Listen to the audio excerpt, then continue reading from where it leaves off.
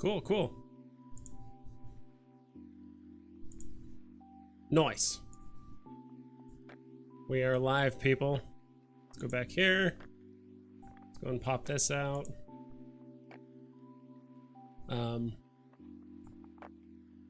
pop out chat. And if this part doesn't work, I might need to change it. Okay, gotta change the text overlay.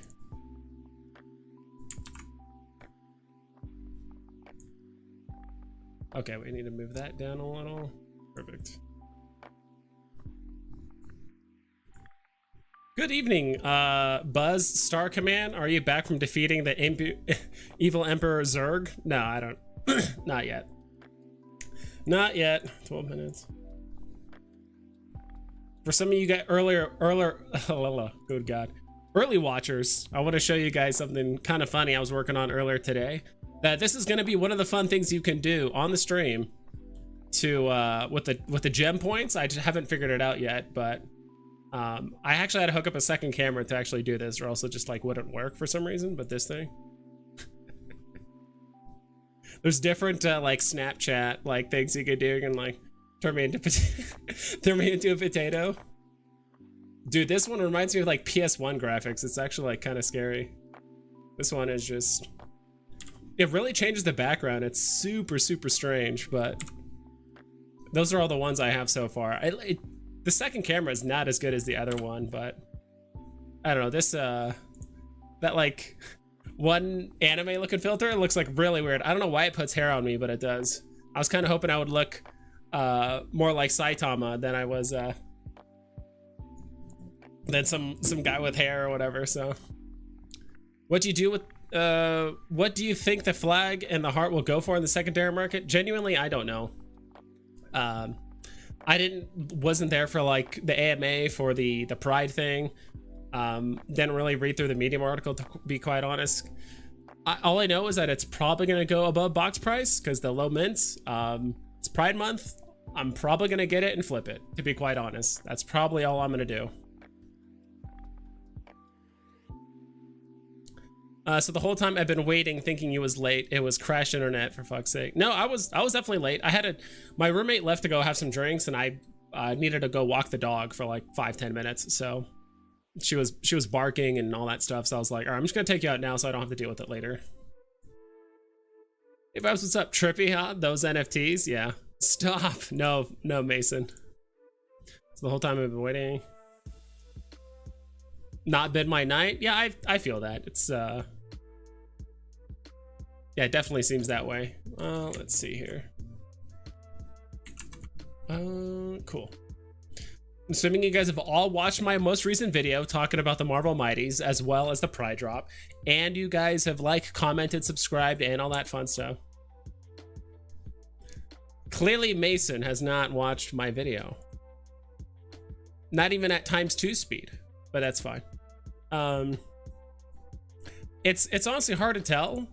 Because literally because of the AMA, we got announcements of what bullish information, MTL's coming out mid-January, possibility of Amazing Fantasy, not collaboration, fucking the fact that you can kind of like condense or like move all of your NFTs to like one account eventually, like, and also something that kind of slipped up, not slipped up, but something that actually Dino brought up during the AMA towards the very end. David Yu did say, eventually we want to get to the point where the only way you can put gems on the app is by buying something. So if you have 0 gems on your account, or if you can't afford whatever you're trying to buy, the only way to add gems to Veve is by buying something. So you can't basically add 500 gems off app. You can't, not off app, but you can't add 500 gems at any point just randomly. You have to buy something in order to add gems to your account. So that's another thing. So I do think some people might be liquidating gems, because imagine you get to the point where, let's say you're that kind of person that is just continually adding money to the app. Like, oh, there's a drop coming up for 50 bucks. I'm just going to add 50 bucks to my account, or $100, 150, or whatever it is. You won't be able to do that anymore.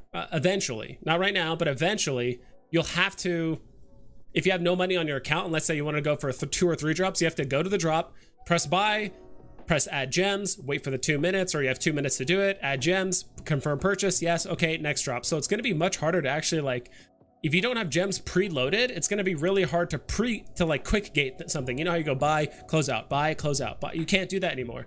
So you can't use your liquidated gems. You can, but once you get to once you have less gems than the drop, you have to add gems. The only way to add more gems to your account is by either selling an NFT or buying something. I mean, actually, the only way to actually add gems to your account is by selling an NFT, technically. With this change, the only way to add gems to your account. So in order to like add gems, if you just want raw gems, you have to buy something and then sell it on the market immediately. Let's get this bread. More Thor, yeah.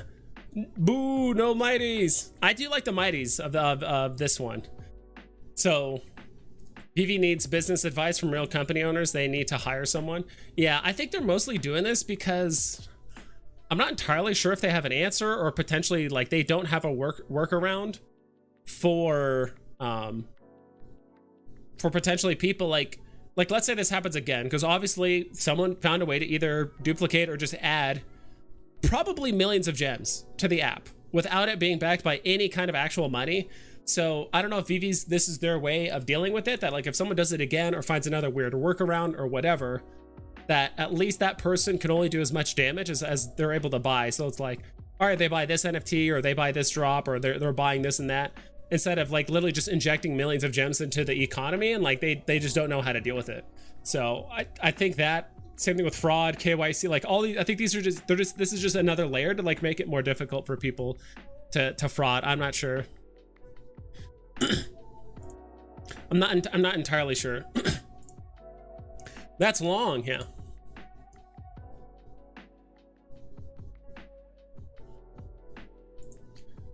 They are just dumb, bro. Dumber than we all think. I don't know about that. I think I mean, maybe they could use some help for some of the smaller things, but there's so much shit going on in the back end when it comes to like NFTs, and then dealing with Apple, Google, and like a web portal, and money being inserted in, and like trying to confirm if those gems are real, and how is that going to shake out when technically that money turns into gems, which is then not backed by anything, and then but it is backed by OMI, but not really, and it's such a weird aspect. Like I don't it's just such a weird thing with the whole gems, and then it going through multiple channels of getting those gems, and then but the gem doesn't technically mean anything, but the sale of a NFT is, or like a trading or a sale of it, not trading, but I guess the sale of an NFT, or I guess it's technically gems, does burn OMI, so it does mean for something, and it's just so weird how it's currently set up. Like I still don't even fully understand it. So, but I have full confidence that should have hired Gary Vee for advice. I think Gary Vee did approach Veve at one point, but he probably just wanted like an absurd amount of money, or like portions of the company or some shit like that, or he just wanted so much staking, or I don't know how that would, I forgot like the actual verbiage, but they probably just turned him down, like, yeah, we don't need it, like our IPs and brands and all that stuff are just going to carry us, and we're just going to do everything word of mouth, we don't want to explode too soon, whatever, right? I like Odin, best looking, but you're mighty really not for me. That although I was gonna dude, I'm just like struggling to read the sentence, I'm sorry. I like Odin, best looking, but you're mighty really not for me, although I was gonna try for one, of course. Yeah, you might as well. I feel like unless you get Thor or Valkyrie, which I do think those could go below box price, but I do think Loki, Jane Foster, I think Jane Foster probably won't be like that much higher above box price. I think people are only going to get her to like complete the set, and then after that, like I don't think anyone's going out of the way to like just buy Jane Foster. I think they're going to mostly get her just to complete the set. But I do think FA Loki is going to do well as Odin, as well as Beta Ray Bill. That's just me. What's your buy-in price for your Vaders? They were all box price except for the common, which I had to buy in the secondary market for, I think 92 gems. That's when I bought it. Fun under the sun. What's up, dude? Hey, vibes. I don't know what to think Burns anymore. I don't know either. What was the rumor on Pride 1? I have no idea what the rumor is. I don't know. I mean, to be honest, I understand, like, Pride isn't something I'm personally gonna invest in. Like, they can add kinds of like cool utility and all that kind of stuff, but like it's just something I'm just not personally interested in, or at least in the aspect of like investing gems into it and all that stuff. Plus I can't afford it. Like most of the old Pride stuff is just like too expensive. So I don't know. I don't know what the rumor is. If you could let me know. We could use a stablecoin like USDT. Problem solved. Probably, but it seems like they already kind of set everything in motion. And remember, as far as I know, like they were trying all this stuff in like 2019, like before NFTs was even talked about. And then, you know, crypto was, you know, Ethereum and all the underlying blockchain shit. Like, I don't know, like, to be honest, that's the aspect I don't know a ton of on Veve. But again, I guess this kind of goes to show like how early they were with so much of this stuff at the end of the day. And I think that's one thing that they've admitted, and I think a lot of other content creators have kind of admitted too, that Veve is an extremely good job at securing licenses and getting all kinds of amazing deals and contracts signed up, and like it's just nuts what they've done in such a short time. But yeah, like they are probably lacking in some aspects, and they are trying to make up some ground, or at least like trying to make up for it a bit, but we'll see. Are you going for the Mighty drop tomorrow? Yeah, I'm gonna go, honestly, I'm gonna go for as many as I can. I didn't really, I mean, we can actually pull it up here. Oh my god, that's not the one I wanted. Oh well. I was messing around with the Snapchat filters on some of my things. Yeah, the Marvel Mighties. So how many total mints are there? So there's 8, 16, 32, 36, 38.5, and then 41. Yeah. No, 40 flat, 40,000 mints total. I don't know, like I will say this, Beta Ray Bill has less mints than any of the other secret rare Marvel Mighties. Like Deadpool Duck is 2,000, and then, or it's like 1980 something or whatever, and then obviously Spider-Man 2099 was 2,099. So this is 500 less than the lowest secret rare we have. I do think Odin looks badass. He actually looks really, really good. Just the detail, like the helmet, the face, the armor, the, you know, the weapons, all that kind of stuff, and like the cloak. I think it's like, this is like probably the most detailed Marvel Mighty we have so far, and I like that. Beta Ray, see, like it's just weird. Like you look at the metal and it's like super reflective and awesome, and like the shadows and like the flowing cape and everything looks awesome. But then you look at this one, it seems like the reflectiveness of like the boots and the helmet just like look off, and like the hammer just doesn't look reflective on the front end, like just on the handle but not the sides. It just looks off for some reason. Like the Beta Ray Bill one looks a bit off. Like these ones look fine. Loki looks good. Thor looks all right. He reminds me of, I don't know if you guys have ever played World of Warcraft, but he reminds me of like a Silverhand recruit or unit or whatever you want to call it that's in World of Warcraft, either the RTS or the MMO. He kind of looks like that. I don't know if you guys know what that is.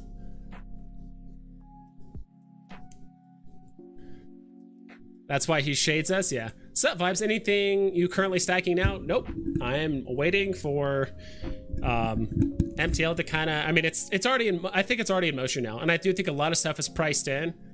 I kind of wish I did more of a stack for Amazing Spider-Man 140 something, first appearance of Black Cat. That one's like doubled in price in the last like 2 or 3 days, but the prices of stuff has already kind of retraced a bit. I think a lot of things pumped, whales made moves, people FOMO'd in, and then MTL's being announced. So I do think people are loading up gems potentially, or selling things off to hit that 1,000 gem threshold so they can cash out. Some people are liquidating gems so they could afford some of the Pride drops, as well as Marvel Mighty, since we are getting 2 pretty significant drops tomorrow. I do think some people are also liquidating gems based on what I said earlier. 30K? Did I mess that up? Did I mess up the math? I must have like skipped a digit or something like that. Yeah, 8. So 8, 16, 22. Did I say 32? I think I said 32 instead of 22. Stop! Go to math school? I'll try, Mason Fuzzy. Sorry, quick typing at work. Apologies for the trouble. No worries, dude. I was just like, I don't know if it was me or whatever, but I understand what you're saying. The only Marvel Mighty I'm trying to get is Spider-Man 29 before it's 1K again. Yeah. Glad Veve was taking their time to build things right. So much more to come. Exactly. The consistency with quality is missing. Yeah, I think it's potentially they were like rushing deadlines early on, but maybe they were able to take a bit more time with this stuff. And again, I still think that like all the Marvel stuff, they are outsourcing to other studios to make this. So maybe the studio just had more time. Maybe the studios themselves, maybe they've been using the same studios, and maybe the studios have just gotten better, or maybe they've actually gotten renderings from Marvel to make shit a bit easier. Who knows? Like I will admit, like some of the quality is not consistent. Like if you look at some of the early stuff, yeah, it's not great. Like the early Marvel Mighties look god awful compared to this. But I will say, like Beta Ray build just looks like there's just no it's just I don't know how to explain it. It's just like very blurry, smoothed out, less textures. The shadows look weird. Like it looks like only the hammer is like actually reflective, but like his boots and the front of his hammer isn't. It just looks a bit off. But like Odin looks just fucking great. Should have been the secret Odin. Potentially. It does seem like the slightly less popular superhero / niche superhero is the secret rare. You look at Spider-Man 2099, not a lot of people know who he is. Deadpool Duck, not a lot of people know who he is. He's a secret rare. Beta Ray build, not a lot of people know who he is. Secret rare. And I think Veve's done a pretty good job of making sure that the more iconic characters are attainable, and maybe the more niche, less known, or whatever characters are the secret rare, which is fine with me, to be honest. So there's so many Marvel Mighties being released. Do you believe this is going to be a gamification? Possibly. The nice thing is, like, I don't mind buying Marvel Mighties. If anything, I probably should have bought more. Like, of course, in hindsight, everyone should have sold everything in January and just did nothing for 6 months and then just rebuy everything. But I don't mind. I actually don't mind Marvel Mighties. I think I still have a couple, but not too many. Gamification could be a thing, but the nice thing is, like, your fallback is always just like, it's just FA, right? There's so many FAs in the Marvel Mighty series that even if you bought Doctor Doom, Green Goblin, Spider-Man 2099, Odin, Loki, it's like, all right, there's no gamification, or if there's maybe not gamification till like 2025, we're like, okay, cool, but it's still FA of this character as a collectible. So that is pretty significant. And I do think there's going to be people that want to match potentially their FA comic with the FA collectible. I think not everyone's obviously going to do that, but some people might. But we'll see. Homer's less reflective than the rest of the golden moments. Yeah, I haven't paid that close attention, but I could definitely see that. In my opinion, the idea of utility is silly. I think you agree. Not necessarily. It depends on the utility. I think some utility is silly.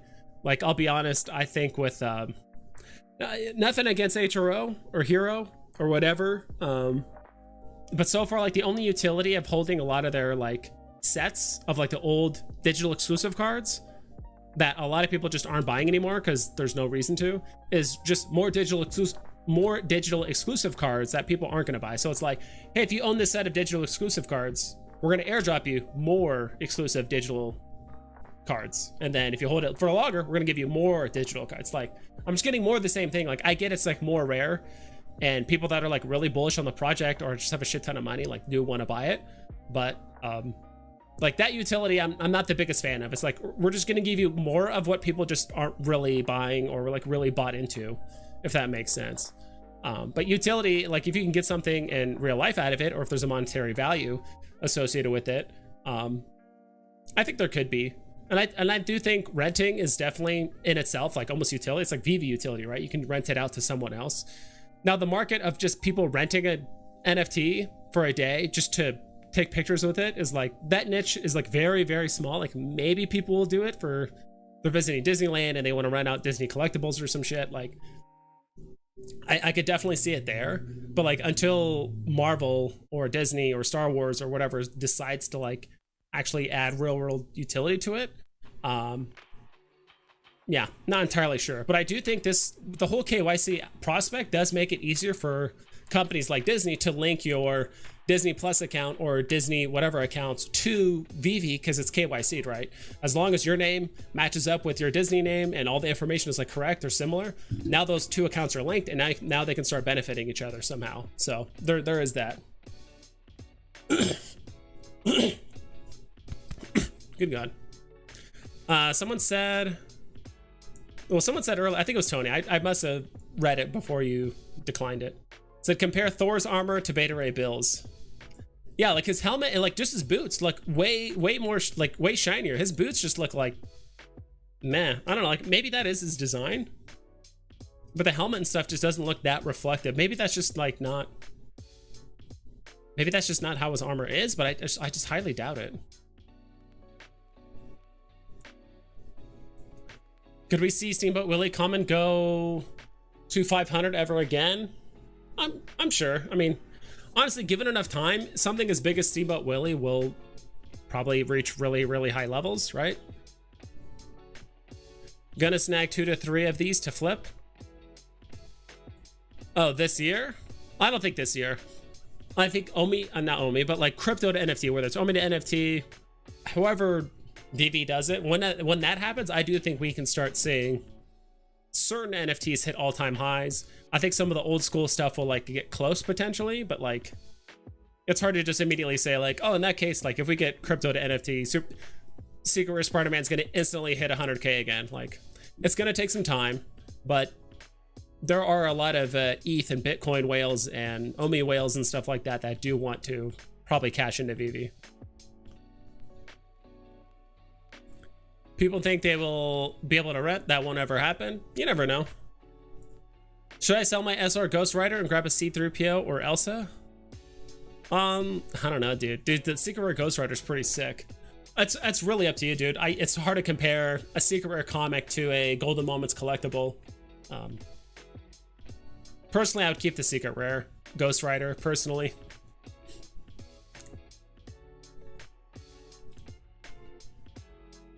Not a single person would ever rent one of those for even $1 for a year, bro. I mean, all it takes is one person. And I think Rich Buddy, I agree. In the very short term, I think what Veve needs is mass adoption. What they need is a massive amount of people on the platform. What Veve needs to do is probably contract or outsource the Veveverse, because they can't do it themselves. Like, there's no way in hell. At least the way I see it. They need to outsource it, have someone else make the Veveverse, or somehow attach whatever they made to another metaverse or whatever it is. Because whatever they're doing right now with the Veveverse, they even said it's going to be like, all right, it's going to be like in your showroom, and like it's going to be a glorified showroom for VR. Like, to be honest, that's kind of what I'm sensing. But yeah, I do think renting collectibles, again, you're not going to become a millionaire off renting collectibles. It's something to potentially make a bit of extra gems on, and even then, like, it might not be direct to like deposit in your account, right? You're just going to get gems out of it. People rent it with gems. You get an extra 5 gems if someone rents it for the week or whatever price you want to charge. Who knows? But renting is for gaming and not taking pictures. I don't know. It depends. I do think renting without utility or without gaming would be really inexpensive. Like, I think, I don't know. Are you saying you wouldn't rent a Walt statue if you went to Disneyland for $5 and use it for the day to take pictures with your kids or play around with it or whatever it is for $5? I think we need to be honest with ourselves. We are the only ones on the app that are left. I totally agree at Tito 420. Yeah, I mean, that's another aspect of it. What's the top 10 best Veve grails in your opinion? Oof, that's kind of too much to list right now. Your tier chart video was missing a lot of collectible. Well, I only put the like 1 or 2 best collectibles in that category. So for Golden Moments, it was R2 and Walt. And then for like the Batman collectibles or like the Black and White series, it was like Todd and Rizzo. If I didn't do that, there legitimately would have been like 70 collectibles on the tier list, and there just would have been way too many. So I kind of just did, okay, like the best 1 or 2 collectibles of each categories. So that included like the Pixar drops, which I just did Woody. That included like obviously Spider-Man, which is why I kind of wish I forgot to put Ben Reilly in there. I know Ben Reilly's like a big deal. So yeah.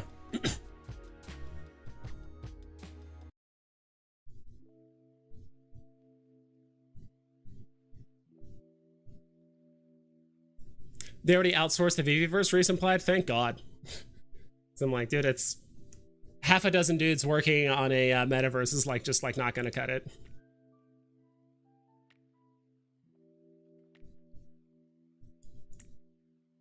And comics is one that's kind of come later. So I talked to Boodle NFT if I could use his comic book sheet, like tier list, and he's like, yeah, that'd be great. So what I'm gonna do, and again, just to like, the whole point of the tier list is to like kind of get people in the community talking. It's not to like go every single collectible. It's like, here's a tier list of all 400 collectibles that currently exist. Like that would legitimately take 2 hours, like of a video. Like no content creator is gonna do it because it's gonna take so long, or like no viewer is gonna sit down and watch someone do a tier list of every single collectible. And I don't know. And especially when you have the tier list like that large with that many collectibles, typically what I've seen is like content creators will just try to rush through it, and they're not really thinking about the collectible. I'm like, well, this is this, and like, because there's so many, there's like, all right, it's been 30 minutes and I've done 40 collectibles and I still have 80 left. All right, I'm gonna throw this here. Like they just stop thinking and they just start throwing stuff up. So I'd rather just kind of keep it shortish and concise. So at least for like the comics, what I'm gonna do is only the FA appearances of like characters. So I know we have what, like 120 comics right now or something. Like we have a lot of comics. And so instead of putting all 120 comics, I think we have like probably like 60-ish FAs. And even then, that's kind of a lot. So I'm a true collector, but I don't ever look at my NFTs. Do you guys really look at your stuff ever? No, not right now, because currently there's really nothing on the app or the web app that supports it or kind of encourages us to actually like use it for anything, right? So I agree, like the utility is lacking. But I'm not in a huge rush for it, right? So the renting part, I do agree. It's going to be infinitely better with gamification, but even not, you can't say that there is absolutely a less than a zero market for people that want to potentially rent an extremely expensive NFT for literally dollars. You know, again, it's like I said, it's not something you're not going to make a living off of, but Veve will be huge and many, many more people will come. Hella people would rent the vault. I think so too, especially since there's only 4,000, and then eventually we get to the point where there's like, oh wow, there's 12 vaults on the market, and unless you can afford, you know, 90 grand to buy it, you're gonna have to rent it. And then again, it's gonna, I think at the end of the day, it's gonna be up to the licensor if they want to add utility to their stuff. Not so much Veve. Like Veve can like give ideas potentially, but it's like if Disney or DC or Marvel or, you know, Universal Studios or whatever the hell, if they don't want to add utility, that's on them. Sweet drop tomorrow with that Thor Mighties. Who is your favorite of the 6? I would say Odin. Well, my favorite character out of all of them is Beta Ray Bill, but Odin just looks the best, bar none. He looks the best out of all of them. I like Loki. I honestly have not seen Thor Dark Planet or Ragnarok. I've not seen either. I've literally only seen the first movie and that's it. So I do need to catch up. So I think Jane Foster is in the new movie, and this Valkyrie chick is like in one of the previous movies. I haven't seen it, but Loki looks all right. He does look kind of silly. Let's see. Veve Vibes gives me more utility than the NFTs. Truth. Yeah, I mean, and again, it's up to the licensor. I don't think it's up to Veve at the end of the day. If I didn't want to lose my money in crypto, I would donate. If I didn't want to lose my money in crypto, I would donate. Makes sense. Awesome. How Veve can have so many awesome drops? Nothing compares to it. Really, honestly, there's literally nothing else in the space that has something similar to the IPs that they have on the platform. So Mihom, awesome, dude. Thank you so much. $10. Mihom, $10. Caught another live stream. In a year, all of your concerns will be forgotten. Buy FA and hang on. I agree. And yeah, well, we'll see. We'll see. I mean, some people think there's absolutely no possibility of renting, or renting is beyond useless unless there's gamification. I will admit, gamification will help renting a ton, but we shall see. Smash that like button. We will crash hard when MTL comes to all. I agree. I feel like MTL's already priced in. I mean, and that's the other thing too. I think people like me have bought stuff at 10 times the price that they are now. Like I bought and you know, and again, this is during a time where everyone's thinking the same thing. Everyone's buying the dip, buying the dip, buying the dip, buying the dip. And it's like, yeah, I bought a mini card for like 550 gems. Now it's like 60. So it's like literally 90% discounted compared to what it used to be. So I do think like the market could dip more, but I do think the majority of people aren't going to sell some of their collectibles that is literally 91, 95% discounted. I think people are just going to wait it out. I'm not saying everyone, but I do think a good portion of people are just going to wait it out, and then a bottom's going to form, and then we're going to go back up. And it's like, we've also been talking about MTL. We've been on the precipice of it for months now. Like Veve's talked more about MTL. I mean, before this month, like Veve talked more about MTL like the 4 months prior than they did like the whole year prior. So overall, I do think it's bullish. But yeah, we're early. I mean, I kind of forget how early we are. It's kind of ridiculous how early we are, and how Veve is still trying to figure things out. And projects like this, you know, tech startups and stuff like that, like some of those tech startups like take like 5 years, like minimum sometimes, to like get off the ground and get going. And like so many tech startups where it's like, oh man, have you heard of this one app or this one thing? And like, yeah, like, oh yeah, that thing started like 7 years ago. I'm like, really? They've been around for that long? Like, yeah, they're just figuring shit out. Like, I think that's what Veve's going through right now, personally. The drops are great. It's just that the marketplace is not set up correctly. In like what sense? Like it's like easier to navigate, or like what do you mean it's not set up correctly? Odin's horse was one of my favorite living characters in AD&D back in the day. That was actually a thing. Is like Norse mythology in Dungeons and Dragons? Or like maybe there's like references, but I didn't know they actually existed. I guess it depends on like what realm you're playing in, right? Or like what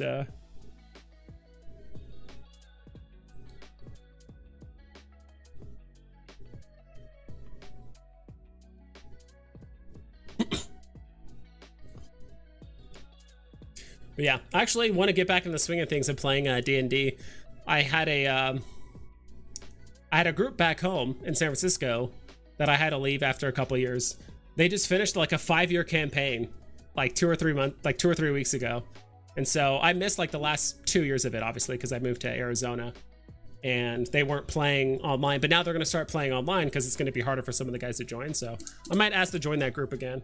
That group was like really dedicated. I was really spoiled because I know one issue that a lot of people have is when they have a D&D group and they meet once a week or every other week, whatever, is like people flake out all the time or they have to cancel tons of games. But like my group was like extremely consistent. I think over the 2 years I played in that group or that campaign, I think we missed like 5 or 6 sessions, you know, and that's, you know, 2 years, that's 110 weeks, like over 110 weeks. And we only missed like 5 or 6 sessions, which is crazy. And some people were missing, but we didn't have to like cancel a whole session because like not enough people showed up. I look at my profile all the time, got all my best pieces there. I enjoy adding new stuff I fall in love with, move things around. Yeah, and some people are like that. Some people want to move shit around or whatever it is. And honestly, even if renting is like, oh, who's gonna rent? Like if you put up an NFT for $1, like let's say the minimum is literally 1 gem. Some people might just like, I bet you some, what do you call it? Some vaultaholics would like definitely rent a collectible for a day, for a gem or a week or whatever the time frame is, and just use it for the week and just do cool pictures and stuff. They're like, well, I don't have a Todd or I don't have a, you know, whatever. So, I mean, that's the thing. It's like maybe a market could form around it. Who knows? But I'd rather have the option and no one use it than not have the option, and like there are people that actually would rent stuff. Maybe not now because it's potentially too early, but again, like even if they came out with renting tomorrow, it's like I'd rather have the option than not have it at all. Do you know Crypto Kirby Trading? Please watch his latest. He's hilarious. I haven't seen him, no. I don't know who that is. Do you think Rewind stuff is overvalued? I don't know. I honestly don't know enough about Rewind Collective or Givenchy or like any of the Pride stuff really that's like associated with it. I don't know enough about it. Obviously there is a market for it, but it's like how many people that are interested in those things are interested in like speculative investing and NFTs and possibly crypto, or like what kind of people are like watching these type of videos or into this type of content or like alternative investing. Like it's just, I'm not sure. Like it's hard to tell. So same thing where people are saying, you know, certain pieces are like, oh my God, like you have no idea. Like, because don't get me wrong. Who was that one artist that did all the perspective art? I forgot his name. And the fact that I forgot his name, you guys are going to be like, oh my God, how could you forget his name? It's like, yeah, I don't know his name. It's like, yeah, there are a lot of people that understand and appreciate his art, but it's like, how many of those people are willing to spend thousands of dollars on a digital asset that is not a one of one, that understands speculative investing and NFTs and believe in it, and they believe in the utility, and this is going to sell from, like, it's layers upon layers of like belief and understanding that they have to get beyond that before they can buy something. Why was everyone saying you could breed rabbits like 3 months ago? Where did that even come from? I think that actually came from Frank Kozik. He like talked about it, and that's something he would like to do, but I don't think it was ever confirmed. Right? I think I could have sworn there was a point where like either Veve or one of like the Veve people put out a tweet or said something like, look, just because like an independent artist says something's going to happen or they want it to happen, like it doesn't mean it's going to happen. Like it was something along those lines. They didn't say he's wrong or it's never going to happen or whatever. All they said was like we have the drop, and I don't know. I just didn't imagine, I couldn't imagine that kind of utility of like, oh, you're breeding rabbits and like it'll burn the parents, and then you get a new rabbit that has a unique ID and that's somehow bred and still minted on the blockchain and the previous two are erased, and like how the hell would that work? Like I just don't see how that would work anytime soon. When rich? Never. It's all fake money. We're playing with Monopoly money. We're playing with what's it called? McDonald's toys. That's all we're doing right now. Like none of this stuff is gonna pay off. I don't know what we're thinking. Bro, how much did we all play for Pluto? Exactly, shaking my head. I'm just gonna wait for the break-even point. Possibly, yeah. And that's the thing. I think it's gonna be hard to tell when that break-even point comes, because who knows? It could be flat for 12 hours and then all of a sudden it takes off, or a handful of whales come in, or whatever it is. Like it's literally impossible to tell what's gonna happen in the short term, or like what's the break point that like all of a sudden the market's going to flip. It's like, I don't know. Is it going to happen now that MTL's out of the bag and it's pretty much confirmed, or is it going to happen a week before MTL's fully rolled out and everyone has it? Or people are going to wait for that tweet from Veve saying like, look, everyone has MTL, it's 100% confirmed, here's proof, what more do you need? And then it's going to go up. Or is it going to be months after it goes up because the market is still shit? Like who knows? Like no one really knows. Like I wish I had these answers. If I did, I would let you guys know, but I think anyone that says they know for 100% certainty, like what's going to happen with MTL and the prices and when things are going to flip, and like I think they're full of it. Mark D, what's up? Veve needs real business advice from real business owners. Wow, that's clownish. David Yu is extraordinarily successful with literally dozens of businesses he still owns and manages. What part is clownish? I saw your, I don't know if it was that comment specifically. You said that earlier, but like I'm trying to figure out what you mean by that. Gems. Yes, sir. You guys are still collecting gems. What do you think of the Young Avengers #1 comic? Which one is that again?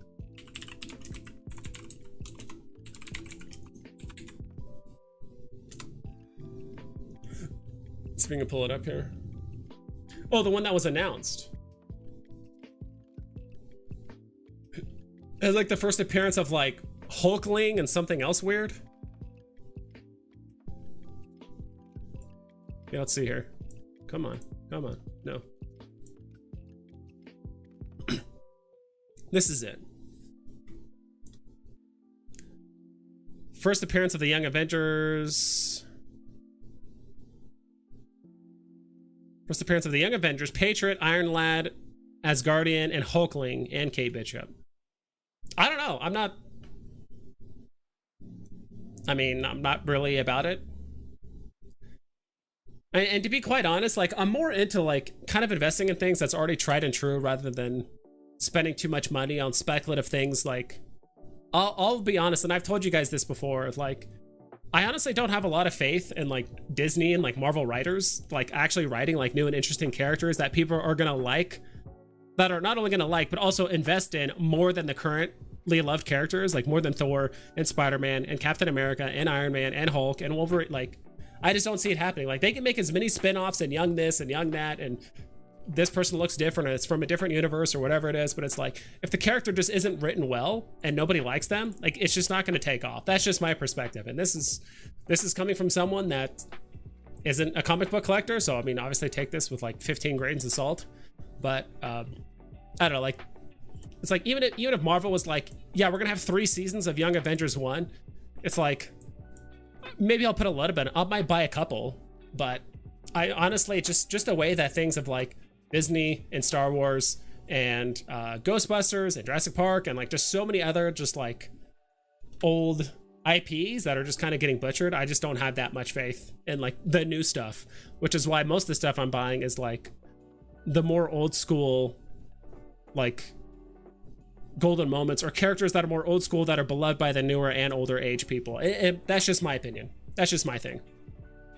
So though I can like I would say like the only thing like newer age superhero that I think I actually like is like Miles Morales. But like all the other ones, like I really don't care for it, because I actually think Miles Morales could do well because he's actually well written. He's already had a bunch of cartoons and stuff. Like he's already very well received. But everyone else, it's like I really don't care, to be quite honest. How will expensive grails sell if we can't stack gems in advance?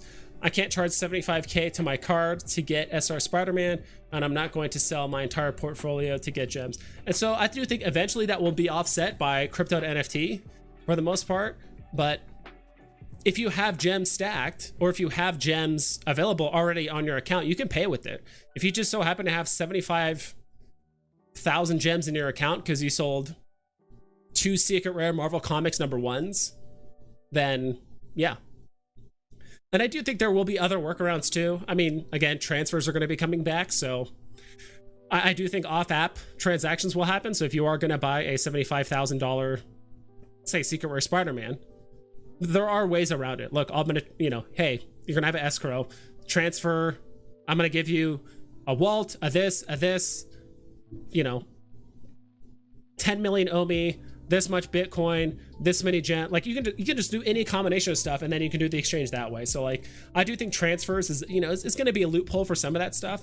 But then again, it's like how else would you afford a $75,000 NFT, right? Like you have to get those gems from somewhere. So you can sell your NFTs for gems, and that's just kind of like a credit to towards your account, right? So if you had 40,000 gems on your account, and you're trying to buy it with money, you would have to put $35,000, which sounds like an absurd amount, $35,000 on your account to just make up the difference to pay for it off, if that makes sense. So it's not like, yeah, that's just how it works. Trust me, I thought the same thing. I told my friend, and I'm like, dude, how is all this gonna like work better? Dude, I'm really behind on chat, so I need to catch up. But that's my mind. I'm like, I was talking to my friend, like, how's this, like, will this crash the market? Or like people can't add gems to their account unless they're buying something? Like, how does that work? Or like, it's just going to be really interesting how this is going to play out. It's going to be hard for people because you can't retroactively add gems preemptively, right? But I do think this could be a short-term just kind of counter to people just potentially just buying 100,000, hundreds of thousands, millions worth of fake gems that just aren't backed by anything, and like Veve has to catch it again. Not entirely sure.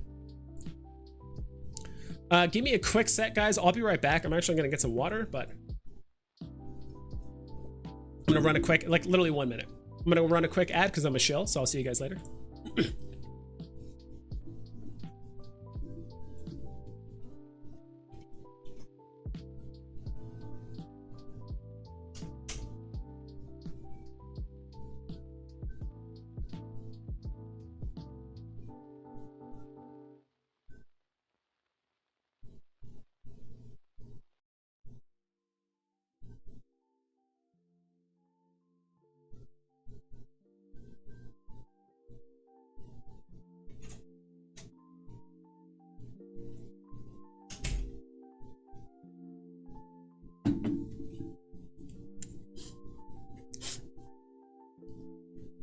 All right, I'm back, obviously. Dude, Final Sun's got a lot of gems. Holy moly. Deities and demigods. All right, you know what? You are right. 5th edition came out. 5th edition Dungeons and Dragons came out with a new book too. That came out with like a lot of the kind of more Olympian and Nordic gods, I believe, as well. So it was just a not an expansion, but I forgot the term that they use for D&D. Goffy and Batman versus Killer Croc are one of the biggest losses for many people in the community. I don't think they will see their money again soon. Be strong. Yeah, I think so too. Yes, I definitely agree. VVverse, if any, is 10 years, and I'm not sure if I can put up with questions about it for another 10 years before it's anywhere near that. Yeah, when people are like asking questions about the VVverse, I'm like, come on, I thought we were past this. Like, if anything is coming up about the VVverse, they will tell us. Like, that is the most far off thing about VV right now. Like, literally, that is the most far off thing right now about the VVverse. It actually kind of boggles my mind how VV was kind of like, not necessarily like leading people on, but people were just asking these like absurd questions like 6 months ago, back in like November, like October, November, December. People were like, hey, I have a question about the VVverse. Like, if I jump in my DeLorean, can I like fly around or like change dimensions and like visit other people in other metaverses? Like, how does that work? And they're like, how the hell do I know? Like, no one knows how this is gonna work, and it's probably in such the early stages that like it's impossible to tell. Mark D, Margit is not set up correctly. Oh my god, what horrible takes this dude has. Patrick Hughes, thank you. Someone said it.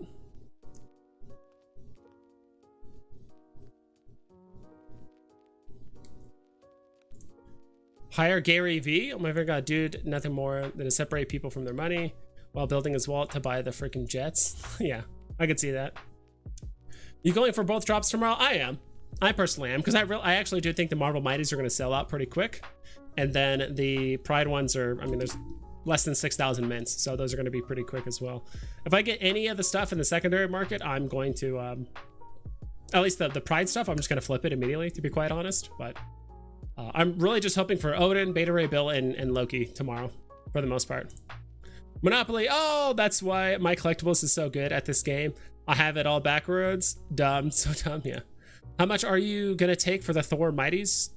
How much are you gonna take for the Thor Mighties drop? I don't, it really depends on what like Beta Ray, Bill, and Odin are gonna, like, those are the ones I might actually chase in the secondary market. We'll have to, I'm kind of curious about the pricing.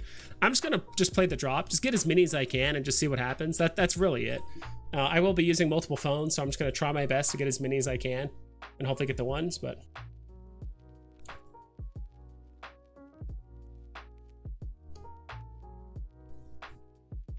A joke, you literally type that David and Dan are dumb, they should get. What a world we live in. Yeah, I have full belief in David and Dan running the business correctly. It's like, yeah, like they might have misstepped here and there, but it's like they're literally working with like unknown technology, unknown stuff that involves the government, crypto, NFTs, like all this stuff is like unknown. So it's like they're gonna trip up at some places. So I'm not worried about it. I did a review. I did a review of the comics Young Avengers 1 on Twitter. Interesting and very speculative comics. I think I will buy 3 to 5 commons on the market. Interesting. And honestly, I keep forgetting, like we are getting a lot of new content creators in the VV space. So I assume VV Quebec that you make content, right? I mean, you just said you did a review on the comics. So let me actually pull up. Holy shit, my computer's going kind of slow.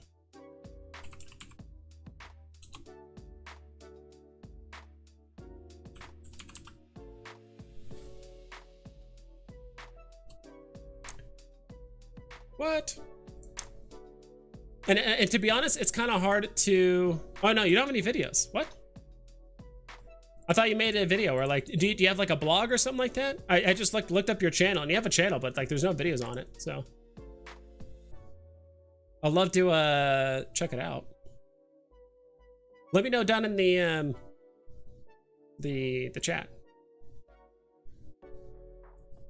A whale can come in and easily buy 10 SR Spider-Man, like if it was candy. We're still early.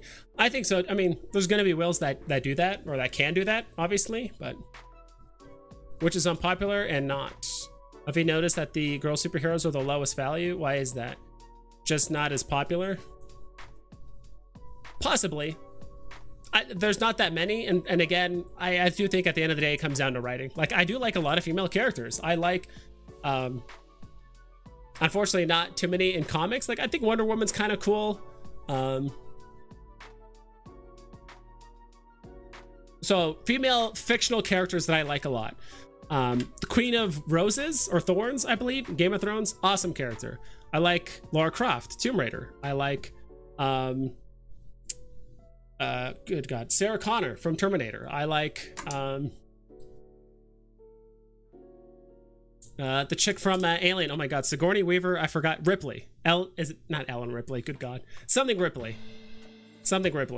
I like her as a character. Like, well written, badass. Like, they, you know, women that can, you know, show both sides. Like, I just like those characters are just way more well written than a lot of the other stuff we've gotten. And again, I'm biased too because some of those characters could be really well written in comics, but like the movies just don't display that, right? I think that's why sometimes there's a disconnect between like Superman and the comics and like cartoons and stuff that are just separate from the movies. Like, people just think Superman and they think of the movies. That's just your average normie. But like, I've heard like Superman's actually like really badass in the comics, and he's like very relatable. He's, you know, I think the movies kind of play up too much to his like alien aspect, that he's like superhuman and he's super resistant and all that stuff, but they don't play enough into like the human aspect. He's like raised human at the end of the day. But anyway, I'm geeking out. Gary Vee has consistently said he wants to be one of the leaders in the space. Why wouldn't he strive to be the leader in the space? Answer: he knows he has no chance since Veve already won. Pretty much. How many are you minting tomorrow? As many as I can. Honestly, I'm both. I'm just gonna mint as many as I can. I mean, if I unfortunately land Thor or Valkyrie, I do think those could potentially go below box price. But I think Loki's gonna do fine. Odin and Beta Ray Bill are gonna do amazing. Jane Foster might be kind of a wild card. I think she'll be above box just because people are going to need her to complete sets. So it's probably going to allow you to buy gems in the middle of the purchase. Yeah. So whenever you reserve it, it'll then let you to buy gems. If you cancel the purchase, you'll be able to buy gems. Yes, sir. Did they say how to transfer other NFTs from other accounts to your main account? I have 2 accounts that I want to consolidate. I think they said they're going to come up with ways on how to do that. Yeah, I think they said they're going to do that. And now that the Veve app is now officially an 18+ platform because of KYC and stuff, they're going to find a way to deal with it with like minors. So if you do have kids and stuff like that that are below 18 that have an account and stuff, I think they're going to find a way to consolidate that as well. What they might do is, if you do have an account with like a kid or like a minor, or like maybe if you do have multiple accounts that aren't KYC'd, maybe they'll allow transfers one way, like only go to the main account and not the other way. So I don't know. Gary Vee is overrated. People look at Gary Vee like a god. Yeah. Dudes pray to Gary Vee since they have no clue how to critically think themselves. David and Dan took nothing and turned it into a company worth billions in 3 years. Yes, sir. Did you try and get that free Thor poster today? The price of that poster was super high. Now it's at 100. Yeah, I didn't even know about it. Like, did Veve tweet about it or something? Like, I completely overlooked that. I had no idea about it. Beta Ray hopefully is less than 200. Yeah, I think I said it would be, what did I say? Because how much is, do I even have? No, I don't. I'm gonna pull it up here. Thought I had it pulled up. Because let's look at the other secret rares for the Marvel Mighties.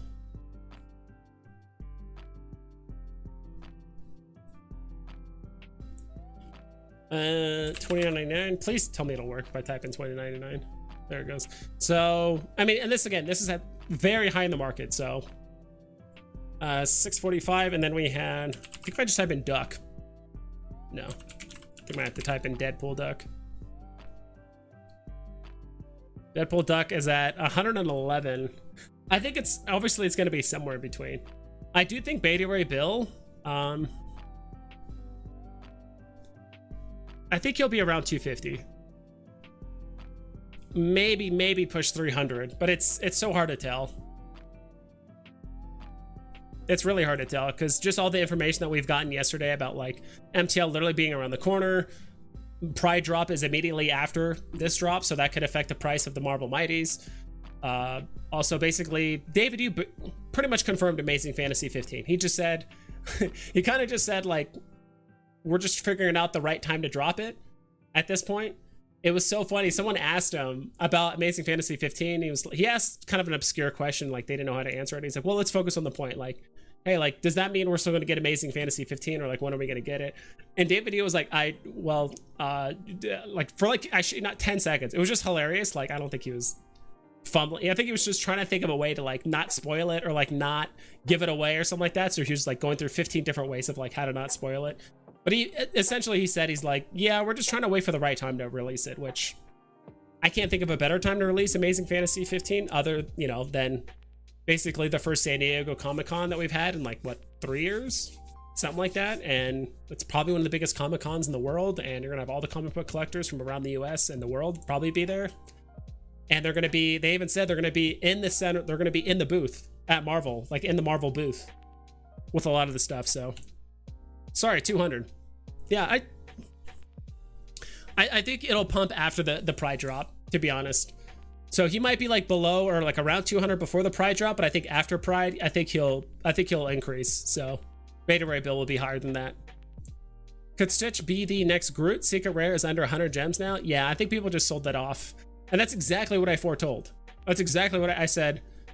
The common is going to be probably around 20. The uncommon's going to hover around box price, like around 30. It'll go like above and below and above and below. And then and I was a bit high on the Secret Rare. I think at the Secret Rare I said like 200 or like 250, and it like didn't even, I think it barely hit. Yeah, I think it almost hit 200, but regardless, I'm like, it's going to be like this until we get like a big drop announced. Not even a big drop, but just like a normal drop announced. And then it's going to retrace like really hard, which is what's already happened. They ain't make no money themselves yet. And right now they taking Veve down into the gutter. Unlikely. I mean, luckily, Rich Buddy, you can cash out. Come mid next month, you can cash out everything. Wipe your hands clean if you don't want Veve anymore. That's the nice aspect of it. Beta Ray Bill could sell 120. We just aren't there yet, boys. 120. I think it'll go higher than 120 because remember, it's like 500 less mints than this guy. And Beta Ray Bill is pretty big in the comic book community. Hey, yo, vibes.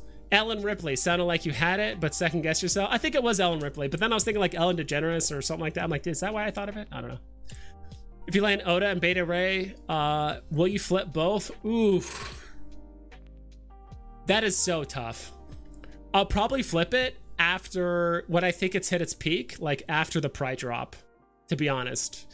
But then again, if I like really like the collectible and I look at it and I'm like, and I get like a good mint number, strangely enough, I'm more inclined to sell it if I get like a really low mint, like if I get like a 2-digit, I'm more inclined to sell it like that day than I am like if I get a whatever mint and I'm like, oh, I kind of like it, like I'll just hold on to it. I only spent 13 gems, so who cares? So we'll see. It's gonna come down to a game time decision, but I will say this: any Pride drop I win, I'm gonna immediately flip it, like no hesitation. You can enter once a day. Interesting. So they're just releasing it. If someone has a link to that, just let me know if you have a link, or just maybe just tweet it at me. That'd be awesome. So if you guys are trying to figure out my Twitter, that's my Twitter right there. Would you rather the first Batman or a Walt? First Batman set or a Walt? Walt. I think it's going to be easier to go back and attain the Batman set than Walt at a certain point.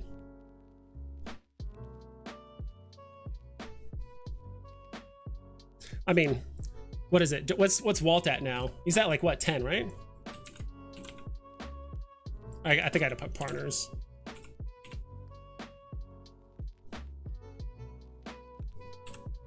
Ooh. Guess the N messed it up. Partners is at what, 11K? Let's just give it that, and then trying to figure out what to type in. Really don't want to type in Batman, but I guess I kind of have to. All 400 Batmans are gonna show.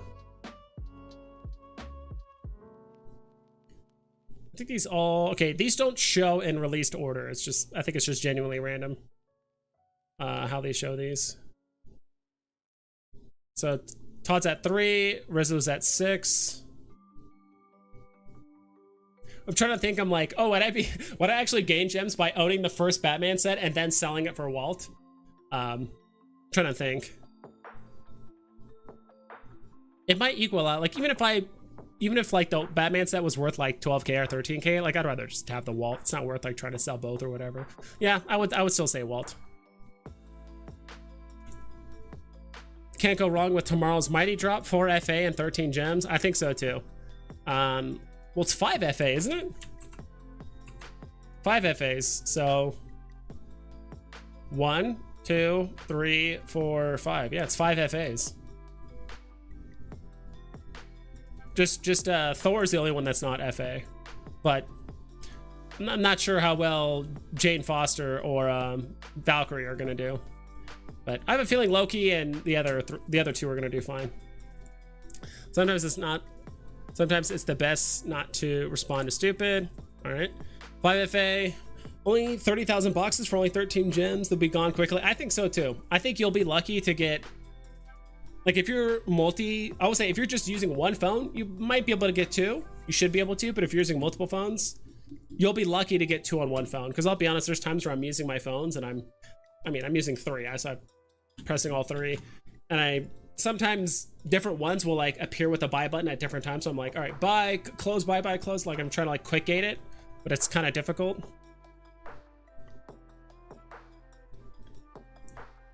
Fabiana Sosa, thanks for being honest but kind. I try to have a little bit of fun too, right? At some point, I know you guys were asking about the gems and all that stuff too that you guys are earning on the app, so I do want to do some fun things on the stream, including Snapchat filters and all that stuff. So at the afternoon drop, are you going to try the 100 or that heart flag? It depends, honestly. If I just like super FOMO into like buying Beta Ray Bill or something like that, and I just don't have enough for the drop, then I might just go for the 50s. But if I have enough for the 100, I will go for the 100. Like I might as just well. Beta Ray Bill, what's up, Gale? So I heard the Gale, someone tweeted out to like me, the Gale, VD Vault, and a few other people, and they were getting price predictions. I think I said that Beta Ray Bill would go for like 250, maybe 300. The Gale said 800. But I will say, I do think Beta Ray Bill is probably a more beloved. It has less mints than 2099, as well as, you know, Deadpool Duck. And on top of that, I think it is pretty beloved by the comic book community for the most part. And if he makes an appearance in the movie, which is, I think it's pretty certain he's going to make an appearance in the movie. I think 800 might be a bit high, but maybe we'll meet in the middle, somewhere between my price prediction and the Gale's. You have to sign into Cinemark and click the rewards tab. There's not a direct link without logging. Okay, so you have to like create an account if you don't have one with Cinemark. Click the rewards tab, and it sounds like each day a certain amount of people get rewarded. Kind of interesting.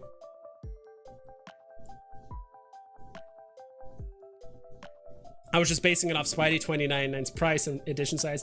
Yeah, Spider-Man 2099 came in around obviously the lenticular cards. I mean, that dropped the day before the lenticular cards, but like that was what, February something? That was the first, that's the first slope of the crash. So like we're skiing, we're going down that first slope. Like that was the first slope of the crash. So I do think Spider 2099 is not cheaper, just because a lot of people bought it for so expensive. And I think it's really hard for people to let go of Spidey 2099 for, you know, they bought it for, I don't know, $3,000, and it's kind of hard to like let it go for under the 500. I think it's like 500 right now. This question has been gained a lot of traction. How would you spend $500 on the app? This question has been gaining a lot of traction. How would you spend $500 in the app? Everyone's different. So someone that already has a vault value of 100K and at the bottom market, you know, which is probably worth 5, 6, 7, 8, 10 times that much, is going to spend it differently than someone like me versus someone that literally has no collectibles. If I had $500 on the app, I'd probably wait to where I feel like is, you know, the bottom or whatever. And I might just buy a shit ton of comics. I do think, in a sense, that at some point in the future, the fact that you won't be able to preload gems, I do think buying something at what you think is the low point of like a relatively popular comic and just dollar cost averaging on the way up might be the way to go. And again, I'm not spending $500 on one comic. Like, I'll probably divide it up amongst various comics, various rarities between like common and uncommon. That's probably what I would do now, personally, and see if I can turn that 500 into, you know, 1,500 or 2,000 over the course of the next 6 months or something like that. And still obviously leave enough, because I have like 300 gems on my main account right now. So I always want to leave enough gems, so like if there's an interesting drop that shows up, I do want to have enough gems. So it's hard to give you specifics on like exactly what comics, because I look at comics like every day and it changes day to day. Like there's something where I'm like, oh, I want to buy this, and I'm like, oh shit, it's already gone up 30% since I literally looked at it yesterday. Okay, maybe that's not the case anymore.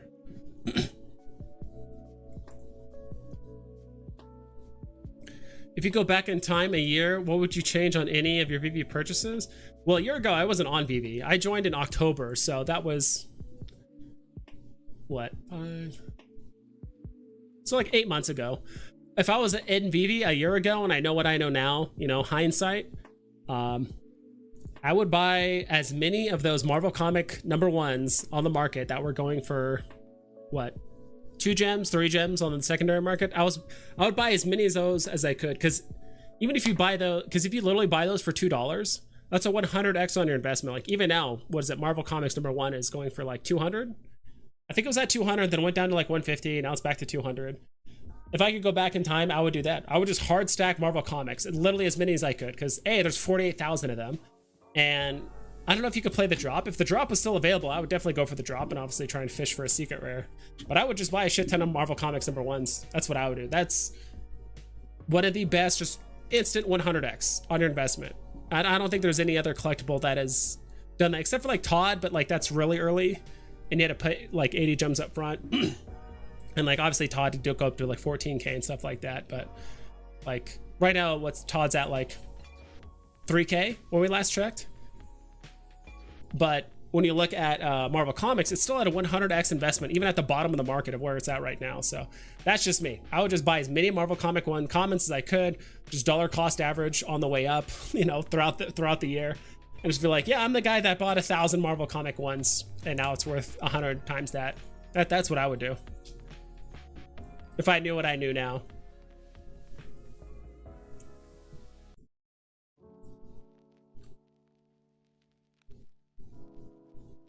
And then I can go back and yeah, I would buy stuff like the FA Jokers, the FA Wonder Womans, you know, all that stuff. Both Joker, FA Wonder Woman, Stitch are widely undervalued in comparison to their peers on the app. I agree with Joker. Wonder Woman, I would say so. She's probably the biggest female superhero on the app. I can't think of like another female superhero that's like bigger than her. Yeah, I think she's a bit undervalued. Stitch, I haven't seen the movies. I know physical collectors or people that do sell Stitch or like Disney memorabilia and like toys and stuff, they say Lilo and Stitch is like insanely popular. Again, that's the real world. It's a bit different. I don't think, as of right now, collectibles and NFTs, like physical collectibles or toys or whatever it is, matches what's happening in the NFTs. Like look at Spider-Man #1. I know it's different because there's only 30,000 editions versus like over 2 million sales sold. Like Spider-Man #1 on the app, like that comic isn't worth much in the real world, but people like the art because of Todd McFarlane and all that stuff, and it was the most popular comic ever sold. But you look on the app and like that thing is like what, $10, and like you look at the secret rare and it's like $500. Like that's worth more than the physical counterpart. Like how could that be? So like not everything matches up. Sometimes things perform better in the NFT space versus the physical, and sometimes things perform better in the physical than the NFT. At least as of right now, right? I mean, look at Todd McFarlane. Like Todd's are going for $3 grand. How much are the statues going for? What, 150 bucks now? I think they did go up quite a bit, and then like the hype died down, and then now they're back to kind of where they were like 9 months ago. I think less than 400 gems for Beta Ray Bill, solo edition size, and he is more popular than Spider-Man 29. I do hard agree with both of those things. VV Quebec. I think so too. Though you never know. The mint side, like if people are flooring them pretty hard, or if a lot of people that win it hold it, Could go higher, you never know. But I do think that's pretty conservative. Like, that's probably more correct. Yeah, pretty much we had all effed up on Marvel Comics 1. 60,000 seemed like too many at the time. I give major props to the stackers. Yeah, dude. Like I said, I would have never have known. I'd be like, oh, this is like the first comic, and like, oh, that's a lot of mints. I'm like, it's not going to be worth much. I would have just thought like everyone else, to be quite honest. If I was in Veve that early and I don't know what I know now, like I said, if it was hindsight and I knew the future of what's going to happen, yeah, I would have hard stacked as many Marvel Comic 1s as I could have. I got 11 on the Marvel Comic 1 drop and thought that was enough. Rip. Yeah. Too bad I didn't go for 1100. Just buy, like non-stop, because that's the easiest 100x investment, and then beyond, right? Because it did, like, what did Marvel Comics 1 do? Let's check it out.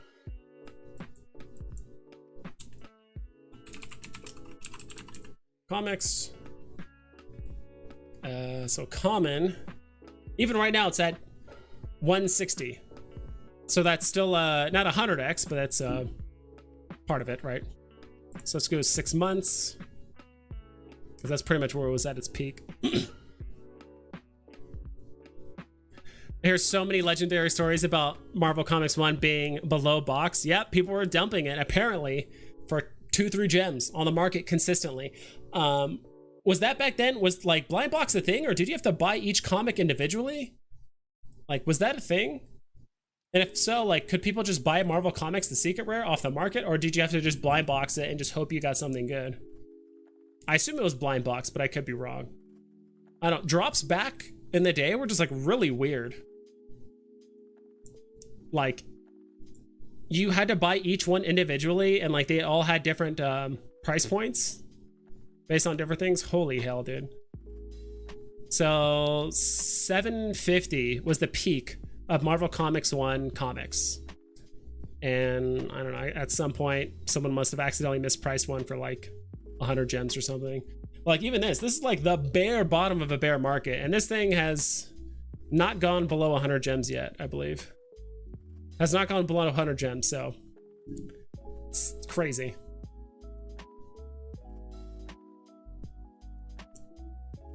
Disney fans are not on the app. It is inevitable they will be. Stitch will disappear. What a tremendous stacking opportunity. Yeah, and that's the thing too, is everything's going to come in waves. Certain communities or certain groups of fans or people are going to be joining sooner rather than later, or maybe there's an announcement, or a certain licensor is actually going to advertise Veve sooner than another licensor of a different product. And yeah, like, we could get a huge portion of the comic book community join after San Diego Comic-Con. I can't really say if we've seen like a significant uptick of like Star Wars fans or anything like that. And again, that's on Disney, whether they want to actually advertise their Star Wars collectibles and stuff. So like I said, I do think the popularity of Veve at some point, it's going to get huge. It's just a matter of when. And I do think the licensors can expedite that depending on how much they want to advertise it, right? But I agree, Mark D. I guess some other people are just thinking that maybe comic books might sell a bit better. And that's actually the nice thing about Veve is, like, I don't, like, as long as you're buying like relatively popular IPs and characters, if you wait long enough, it's going to be popular. It's just some might sell a bit sooner than others. Some are going to get a higher return than others. That's kind of it. So it was blind boxed. Okay. Dude, I can only imagine. I would have gone for as many as I could, because I mean, if you land one Marvel Comics #1, I mean, you're just, you know, of course, hindsight's 2020. So I would love to do an interview or like talk. I'll probably do a tweet at some point, but I would love to just like interview or talk to like all the old school content creators or like all the old school guys as to what the general market sentiment was. What were people saying? Maybe I can pull up some old videos too of what people were literally saying back in August 19th of 2021 about the first comic drop, you know. Probably get someone like the Gale, NFT Pirates. Probably, I'm not sure how soon Foster joined, but there's a lot of Veve, there's a lot of old school Veve content creators. Bean Tech, what's up, dude? Sounds like you're new, or like new to the channel. What's up? Yeah, I was lucky enough to be early and scooped up a bunch of those Marvel Comic #1s. The marketplace was a mess back when Marvel Comics 1 dropped, but I was able to get 2, SRs for $1.50 each. Yeah, holy moly, dude. I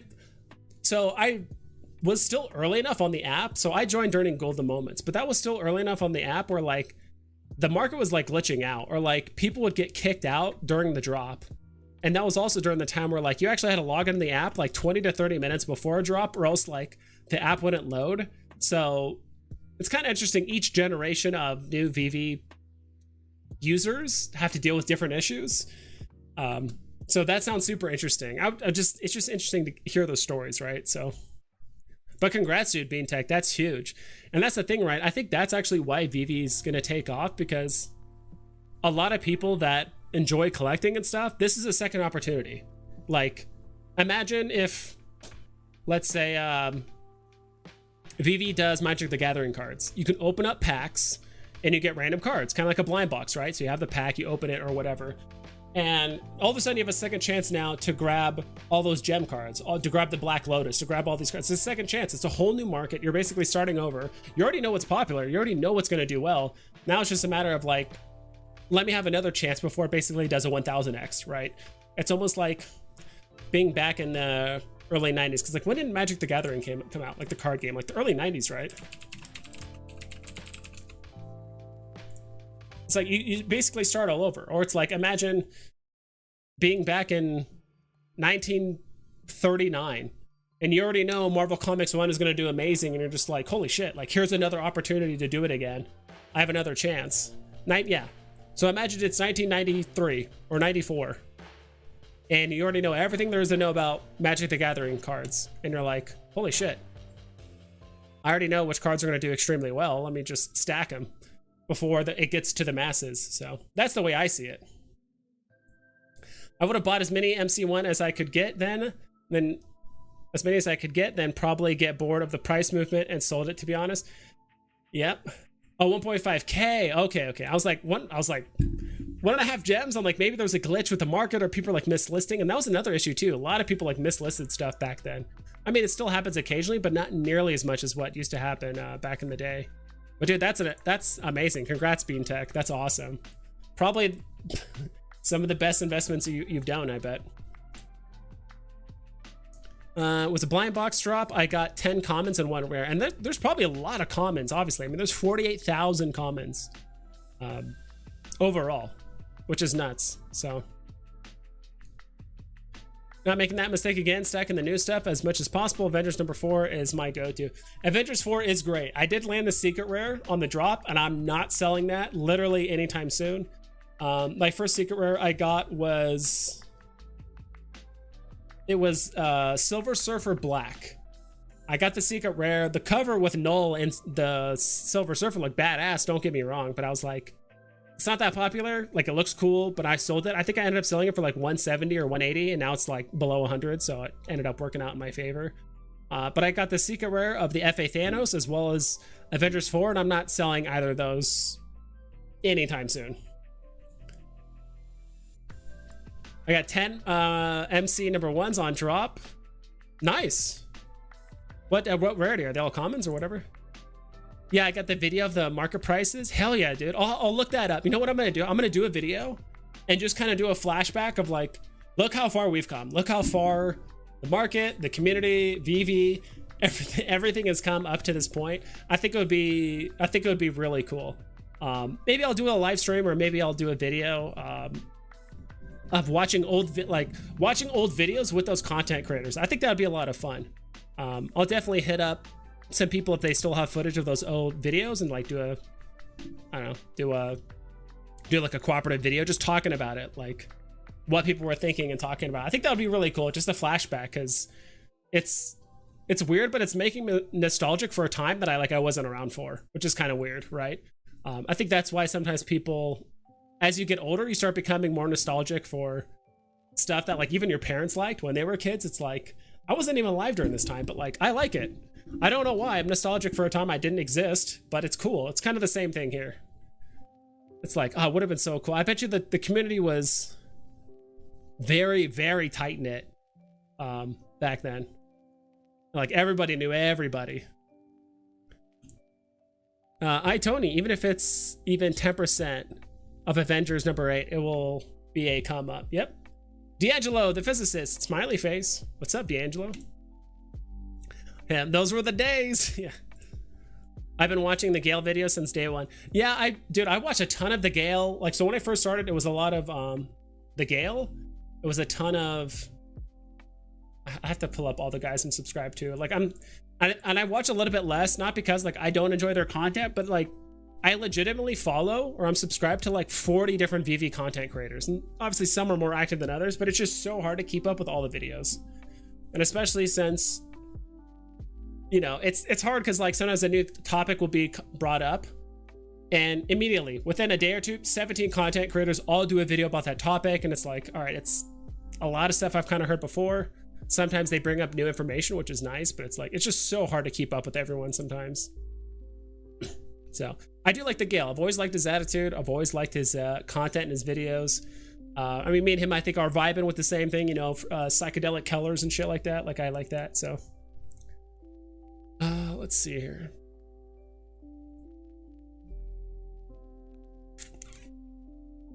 The hell? Okay, work with me.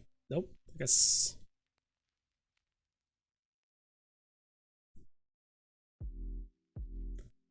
So yeah, so when I first started, it was a lot of Veve Vault, Cavell Anderson. Watch a little bit of Johnny Dunn, a little bit of Randy Chavez.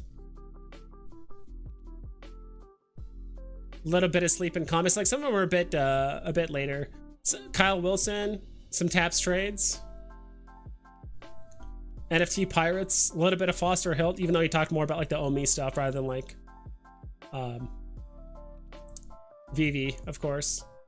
I did watch a bit of Veve Vision, of course, and of course the Gale.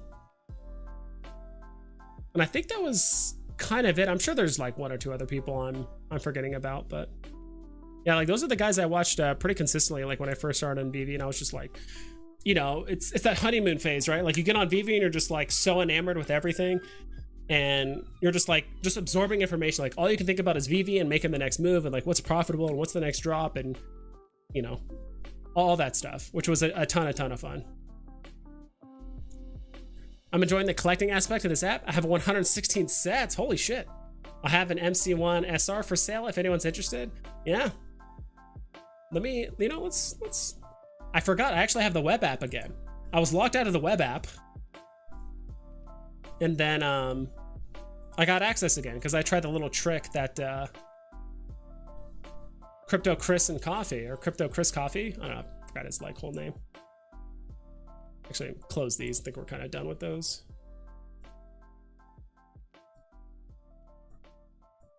We're pretty much done with those. Let's see. Collection. No, I want store, not collection.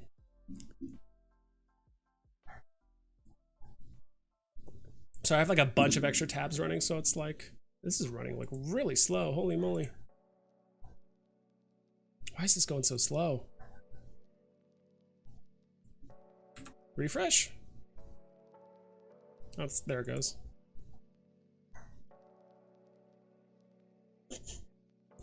All right, let's go back to that later.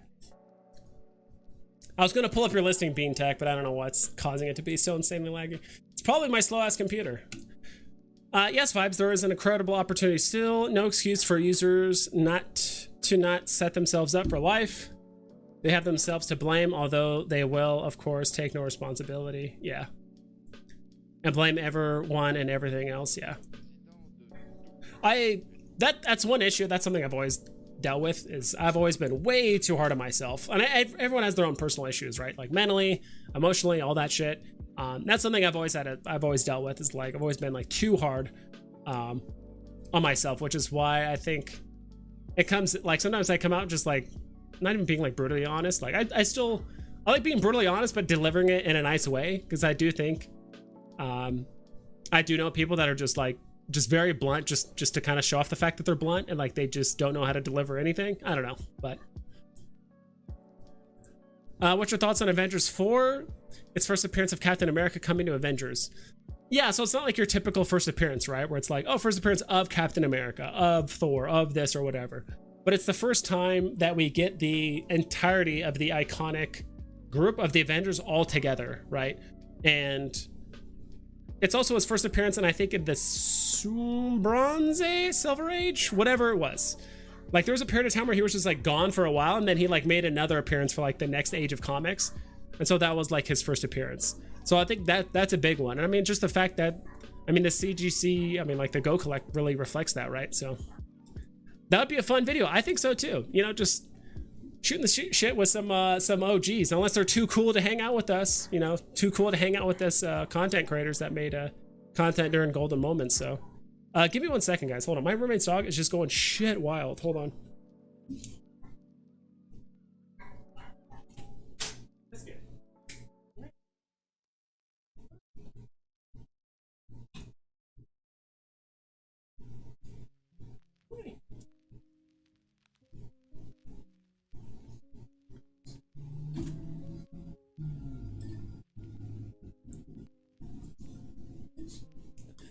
You guys want to see my roommate's dog, Biscuit? Hey, come here. Hey. Come here. Hey. Hold on, guys. Hold on. You guys have... Oh, come on. Oh. I don't know why my roommate got this like toy recently. It's just a dog. Come in. Here. Oh. I think she's literally barking at the toy. Like my roommate just got this toy the other day, and she's like freaking out about the toy. Maybe she actually thinks it's like a disembodied head dog doll thing. Come here.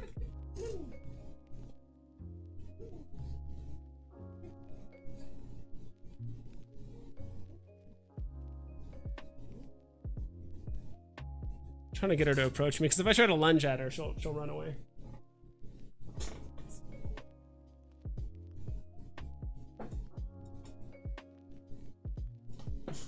She's very skittish right now, so hold on. It's good. Well, it's kind of hard to see her, but come on. Don't be that way. No. All right. She keeps barking. I might have to kick her out, but I think she was just barking at the head of a dog. I don't know what's going on with that. It's so weird. Hey. It's okay. No.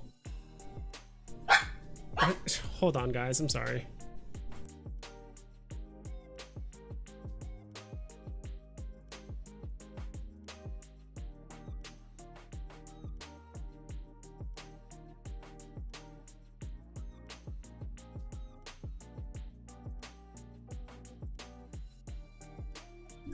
Sorry about that.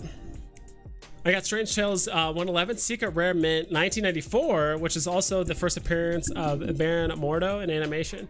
Do you think I could get more than 4 for that? That might be a slightly tougher one, because like I don't think everyone's gonna make that connection, right? Where it's like, is that the year that the comic came out? No, it's not. It's a later one.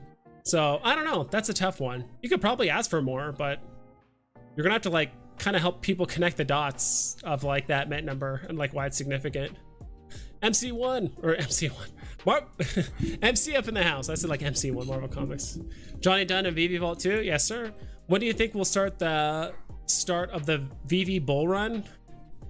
That's tough. I think we need a combination of OMI utility, Master Collector program,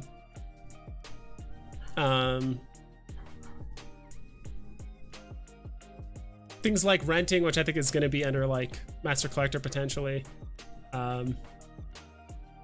advertising. There's so many things, but I think the bull run is going to end all bull runs is going to be crypto to NFT. That's going to be the big one. We're going to have all the ETH whales and all the crazy people come in. So I think that's the that's going to be it. So it's hard to say, but 116 sets is fire AF. Damn. Miguel was one of the first Veve users I watched last year. His content turned me on to Veve. Let's go. Hell yeah. Terra Virtua and Cardano are launching Metaverse very soon. Cardano Metaverse headquarters is there. It's called Cardano Island. Land sale within 2 weeks. Yeah. It's so hard. Like, all these people are coming up with like their own metaverse and land for sale and all that stuff. It's like, I'm not sure how that even is going to like pan out and stuff. And what does buying land even look like? Is it all one mega server, or are you going to be able to transfer to other servers? Like, I don't think people, that's something I even asked, oh my gosh, the guy that used to work at Veve, he doesn't work at Veve anymore because he kind of like stepped away.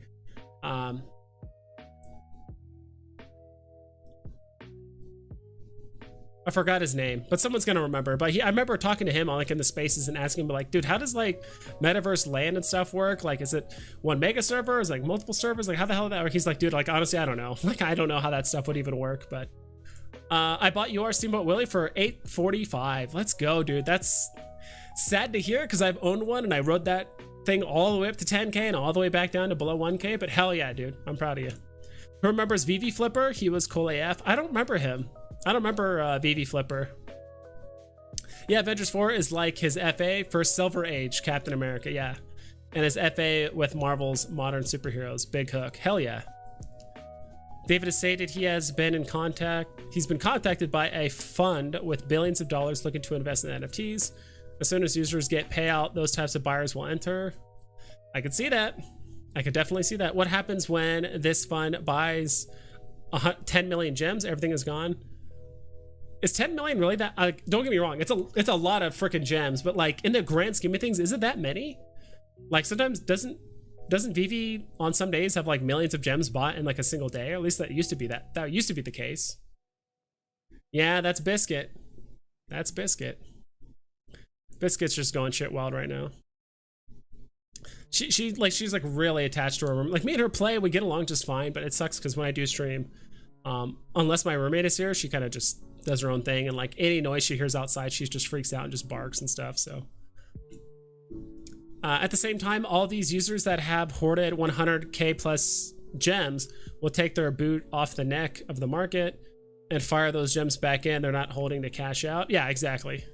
They might hold some gem, like in the grand scheme of things, yeah, they might do small cash outs just to test it. I mean, I feel like those guys have already gotten the beta and tested it out and have already confirmed that it works. So thanks for all the content you've done for the last 6 months or so. I appreciate you do for the community and being so positive. Veve has an amazing future ahead. Yeah, and I will say too, like, it's just not just me, but just all the content creators in general that basically still made content despite the market riding all the way into basically the ground. Like, let's be honest, like a lot of the Disney stuff, like I invested in a lot of Disney stuff, like that shit went down to like 90%. Like Steamboat Willie, a lot of the goofy, or just not goofy, but like a lot of the lenticulars. Some of the golden, I don't think the golden moments went down 90%, but they went down like a lot. Like a lot of that stuff like went down like over 80%. And I think it just goes to show that like the content creators that actually like stuck around and kept making content are like more convicted. Like there's a small handful of content creators that just completely disappeared. Whether it's, I'm not judging them, you know, whether they actually had real life stuff happen and they actually had to step away, or it's like, okay, like look, Veve's just like not very profitable, the views are down, less subs, less donations, like that's just an aspect of being a content creator on these type of platforms, and they had to step away like that, you know, that's fine. Like I don't really care, but I do think like the content creators that did stick with it, I do think it says a lot. So I mean, a few of them right now are, you know, my collectibles, as well as the Gale, like the Gale and stuff, like still making content, which is awesome. So speaking of dogs, what do you think about Deadpool dog being the next meme Veve collectible, sort of like Jake the dog a while back, even when it pumped? Keep calm, stack on. Maybe. I don't know. Like I'd rather not invest in like meme collectibles and things like that. Like if it becomes a meme and it's still relatively cheap, yeah, maybe I'll buy one, but I'm not gonna buy something in the hopes that it becomes a meme just because it's a dog or a Doge or whatever it is. Until we get a Shiba Inu, I think that's what they're called. Probably not gonna happen. Probably need one of those types of dogs first. Whoops, I just skipped really far ahead. Did not mean to do that. Do you pick up comics just for MCP points or don't care about that yet? I genuinely don't care about MCP too much. I've always been a big min-maxer from playing video games, from playing sports and all that kind of stuff. But min-maxing obviously in the video game aspect. I love playing RPGs. I love playing pretty much all kinds of games, shooters, all kinds of stuff. And I think MCP points is going to be heavily dependent on how much MCP points some of the stuff costs. And I know it's like, well, that's obvious, but you know, some people might be like, all right, I'm stacking MCP because I really want to chase accessories in the vaults, or I really want to chase those extra tickets that you can get for those drop raffles that are kind of like put off to the side for a drop. But the thing is, it's like if a drop raffle ticket is like 100 gems, it's like, all right, cool. How many, like, all right, I would have to buy 20 more comics, you know, it's like I would have to buy 10 more rares in order to have like one more ticket a month or something like that. So really have to crunch the numbers and see like if it's really worth it to like stack a bunch of stuff just for like I'd rather, me personally, I've always rather just stack what I feel like is going to give me the biggest return, or at least like what I think is going to be giving me a good return, dollar cost averaging like on the way up. Like I do have a good portion of my vault that I'm like not going to sell for a while. And there's another smaller portion of my vault that I have for just dollar cost averaging, selling stuff on the way up, like Ghost Rider comics. Like I think I should have stacked probably less in hindsight, but I still have like I think 10 or 12 of the commons, and I have like 3 of the ultra rares. So I stacked those because I feel like they were going to do well, and then they will eventually, but just right now they're still cheaper than what I bought them for.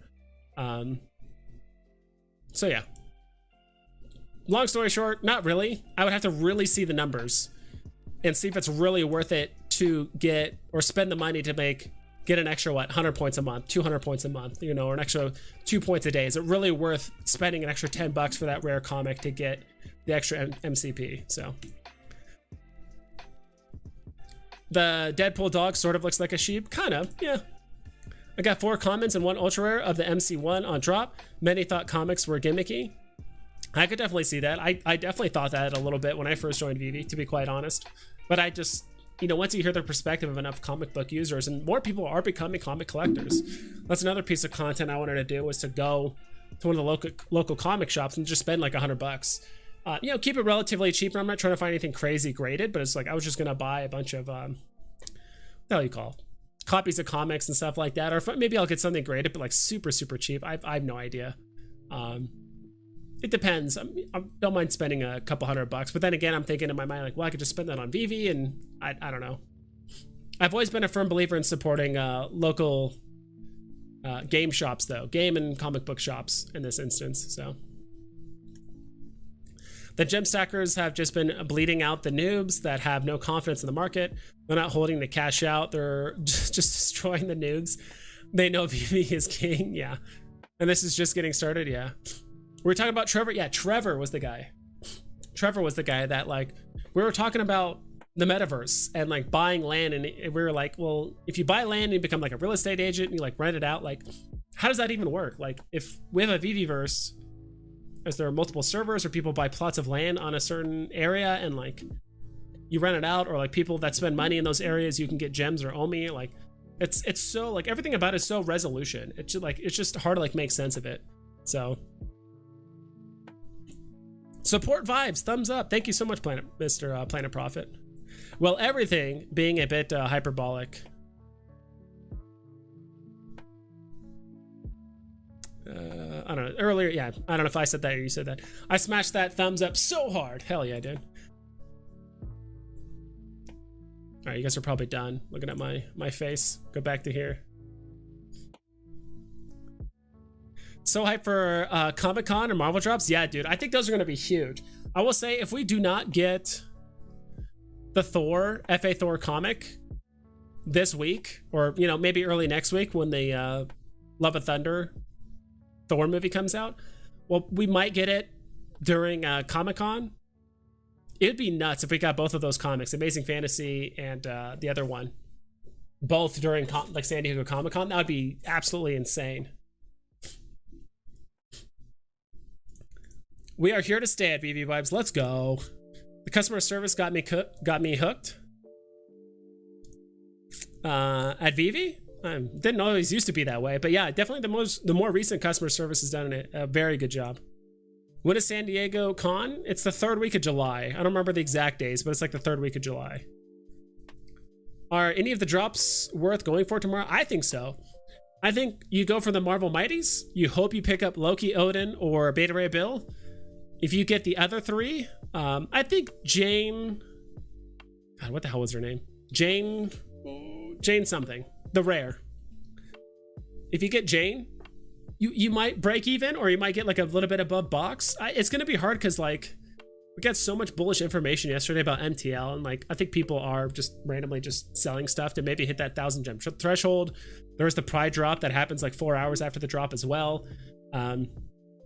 Some people might speculate just like hold off on not buying anything because they know we have a long weekend of no drops all the way till next Monday. And I don't know, like it's so, there's so much push and pull in the market. Like we got news that would like hype up the market and the news that would like downplay the market in the short term. So it's really hard to tell. But I think so. I'm definitely going for the pride drop. Honestly, if I win anything, I'm just gonna flip it immediately. Nothing against the pride drop, but I'm just doing it to make, to be honest, make a quick gem. But the Marvel Mighties, I'm definitely trying to shoot for like Beta Ray Bill and Odin.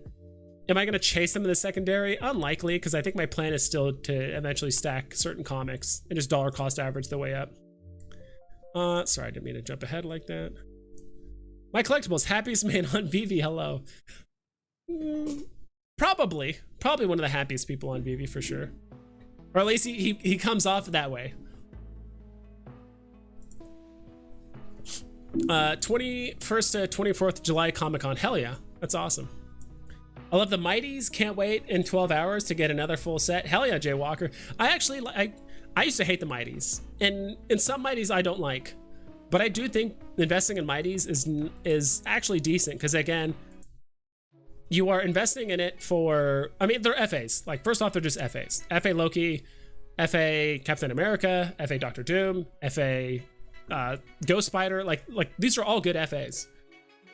And the nice thing is, like, there's always that overlooming catalyst of gamification. That's always going to be there. That's always going to be the hype. And when it does happen, it's going to skyrocket. So you can't really say that about a lot of the other NFTs on the platform, that they just kind of have this, like, this utility or this gamification that's like heavily hinted at, but you just don't know, right? My comic value went from 7K to 13K in a week. Hell yeah, dude.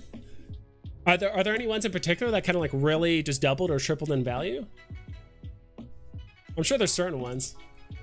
MCP is going to play a big part of Veve. It's part of the, exactly. I think so too. Like, don't get me wrong. I'm not, it's not like I'm not bullish on MCP. I think it's going to be great for the app overall, but just me personally, like at the end of the day, like I'd rather just own a Todd, because I think it's going to be worth a shit ton in the future, not because it's going to give me 1 MCP or like 2 points or whatever it is. Like, there are certain collectibles out there that you just buy, not because the MCP points, because like, you know, it's going to pay off in the future. Like, Todd is still a common at the end of the day. Like, it's still not going to give you that many points, but it's still a Todd. So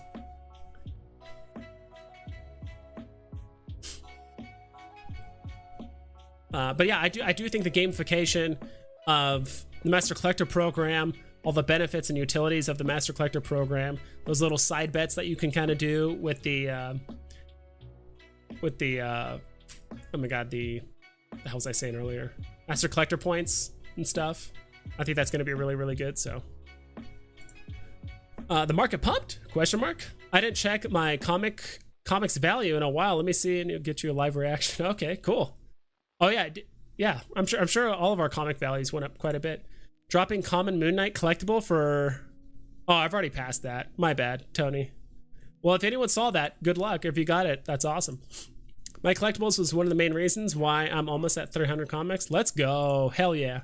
And dude, another thing I'm excited for is when we get KYC, I know there's a lot of very giving people in the community. And I'm kind of excited, and I know my collectibles might be a love-hate relationship for my collectibles, is giving away comics, right? I remember when I used to stream, you know, when what's it called? Transfers were available. I mean, there's tons of people just giving away comics, right? Like, hey, I want to give away this comic, and they trade it to me, and then I trade it to someone else, and it was awesome. It was an awesome time. I know my collectibles, I think one of his streams, he spent like almost 2 hours just doing giveaways, and people just keep giving him comics to give away, and it's like, you know, that's why I say, like, it's jokingly, it's like a love-hate thing with him, because it's like, it's awesome. So I'm actually excited to kind of get that back again. And I did actually have I do have a bot. I think some of you guys remember. I do have a bot to automate that giveaway to make it easier, at least for me. How does My Collectibles do those secret rare comic collages he does? Oh, I haven't seen it. Does someone mind if what I haven't seen it. Secret rare comic collages? I don't know. Oh, my comic value tripled. Let's go. Let's go. Price prediction for Pride tomorrow? Did anyone know if he answered it? Honestly, that is by far and away the hardest one to guesstimate, because like there's no tie-in of like in real world value, right? Like you can't compare it to like a character or to like previous drops. Like I know there's previous Pride drops, but like the market was vastly different than that. The mint numbers are different. The NFT looks different. I genuinely don't know. All I know is that it's probably 9 times out of 10 going to go above box price, like the 50s. And I do think the 100 gem one is going to go well above 100. So I genuinely don't know. I'm going to play the drops, and like I've said many times before, I'm just going to sell it right away. I have no shame in saying that, but Ultraman was so big in USA in the 1970s. Really? 1970s. What was big in the, clearly I wasn't alive in the 1970s. I think like what was Ultraman, was it really that big in the US, or maybe parts of the US, like maybe like West Coast versus like the entire US? That's kind of interesting to know. Tucson Collectibles, that's a good insight. I would, me personally, like I don't mind Ultraman, as well as like Voltron and all that stuff. Me personally, I think, you know, Disney, like everyone in the world knows Disney, they know Marvel, they know Star Wars. Like, keep calm, stack on. If and when comics are announced to be viewed in the vault, or even in the future metaverse, say on the wall like posters, do you think the undervalued comics with cool covers will go up way more? Potentially. Maybe some like the really vibrant ones, or I've said this for years. Jesus Christ, not years, months. Probably would have been saying it for years if I was on Veve for years. Then I would love to just have my, like, there are some comic book covers I'd rather have as a poster, or I like them more than some of the posters that I have on my app right now. I'd rather just use those, to be quite honest. No drops after tomorrow, not till next Monday. So they said that in the AMA, that they're going to spend most of the weekend and a lot of their resources and stuff allocated towards making sure KYC is okay, making sure people are getting okay Veve verified, the cash out, MTL, like all that stuff is kind of like running as smoothly as possible. I believe that's what they said. And to be honest, I did miss a good portion of the AMA, but I'm just kind of just regurgitating what I've heard from other content creators. I'll do both drops and see what happens. Sounds like a My Collectibles thing to do, except for in its comics. Then he's just blood's in the water. He's going for it. No drop weekend was great to hear. They must be expecting tons of people to do KYC. I think that's it. Yeah, they're just allocating resources, which I'd rather have. It's actually kind of nice to have a breather of content, because I remember that time there was a good period of time where we didn't have a drop, or like the market was like really down, or like the market, like something happened in the Veve. This was like 2 months ago, maybe a little bit longer ago, and there just wasn't much happening on the app. I don't know if they were like, I'm trying to remember when that happened. I think that was when they were reminting everything on the Ethereum blockchain, right? I think they were like reminting everything on good God, dude, my brain is just drawing a blank right now. They're like reminting everything on the Ethereum blockchain on Immutable X. Jesus Christ, dude, my brain is just, I need some more water. I don't know if it was that period of time or like a different period of time where there's just like was not a lot happening on Veve, and all the content creators, like there was nothing to talk about. A lot of us like collaborated a lot. Like I was collaborating with content creators like that would like never talk to me before, or there was just like just genuinely nothing happening, and so we were just like shooting the shit. I'm trying to remember when that happened, but it was kind of sworn to happen the last few months. I don't know, like when you're dealing with Veve, like a lot of the months just kind of blend together, to be honest. Mighty's game is bullish. Yes, sir. Tony, thanks. Hell yeah. I need to get my Mickey hat back this week. Yeah, that's a good call. I have a Mickey hat too, except I spent $4.4 thousand on it, or gems on it a long time ago. So yeah, I still have it. The only good one I have, you are Vader, but I love it. Fabian, that's awesome. Dude, you got, I will say this, that is a top 5 grail, maybe top 3, depending on whether you want to put Todd above Vader. I would say it's neck and neck. but that's ultra rare Vader. That's a type 5 collectible, not including comics. So I know it's a different thing. So it's like, so this is my tier list from top to bottom. I'm going to show this so you guys can look at my whole stupid face. Top to bottom. I honestly think long term, depending on if Disney adds utility, they're going to give it to Walt over Secret or Spider-Man. Or if they both have utility, I think Walt's is going to be better. But regardless, I think Walt, Secret or Spider-Man, Vader, Todd.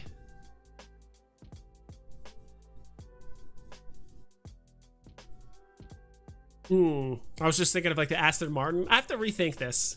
I just thought of like the Aston Martin. Right now, I'm like, I think that's like too niche. I also don't think, what's it called? The brony thing. Good God. Dude, my brain is just not working. I have a little cup here of trail mix in it, so I might munch on it a little bit because I need to grow some brain cells. I think that's how that works.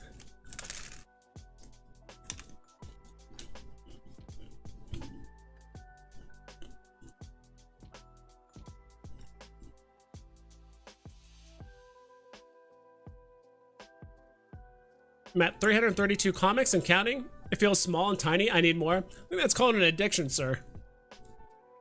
And you need to spend more. That's how you fix that. I think you just spend more money. We'll be getting to the point where drops instantly sell for 10K and market. There'll be so many users. They'll be impossible to get. Having hundreds of thousands of points to put in the lottery. Yeah, I can definitely see that happening.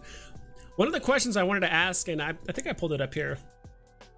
Let me actually pull it up here.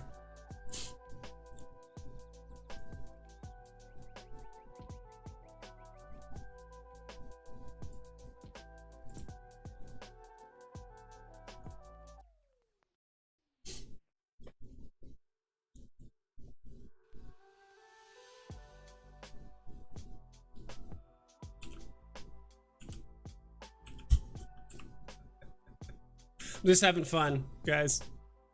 I don't know why this thing gives me hair, but it does.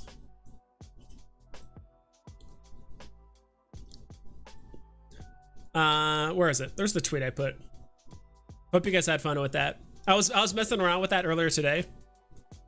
That's gonna be one of the things you guys can cash in your gems for, is to like change my camera for like a minute just for fun. Just give it time. The hell is it?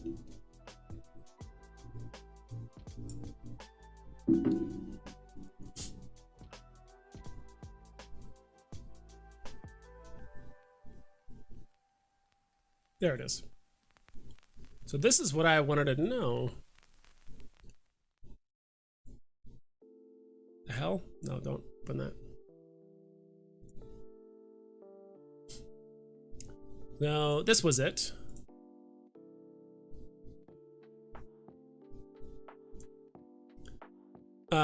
Right there. I know it might be hard for you guys to read. Let me zoom in. This was the AMA, Veve official, Reverend Alex G, ecomi racist said, is the queue/waiting system for drops suspended until further notice. I wanted to like elaborate more on these, but like it's Twitter. You can literally fit 100 whatever characters.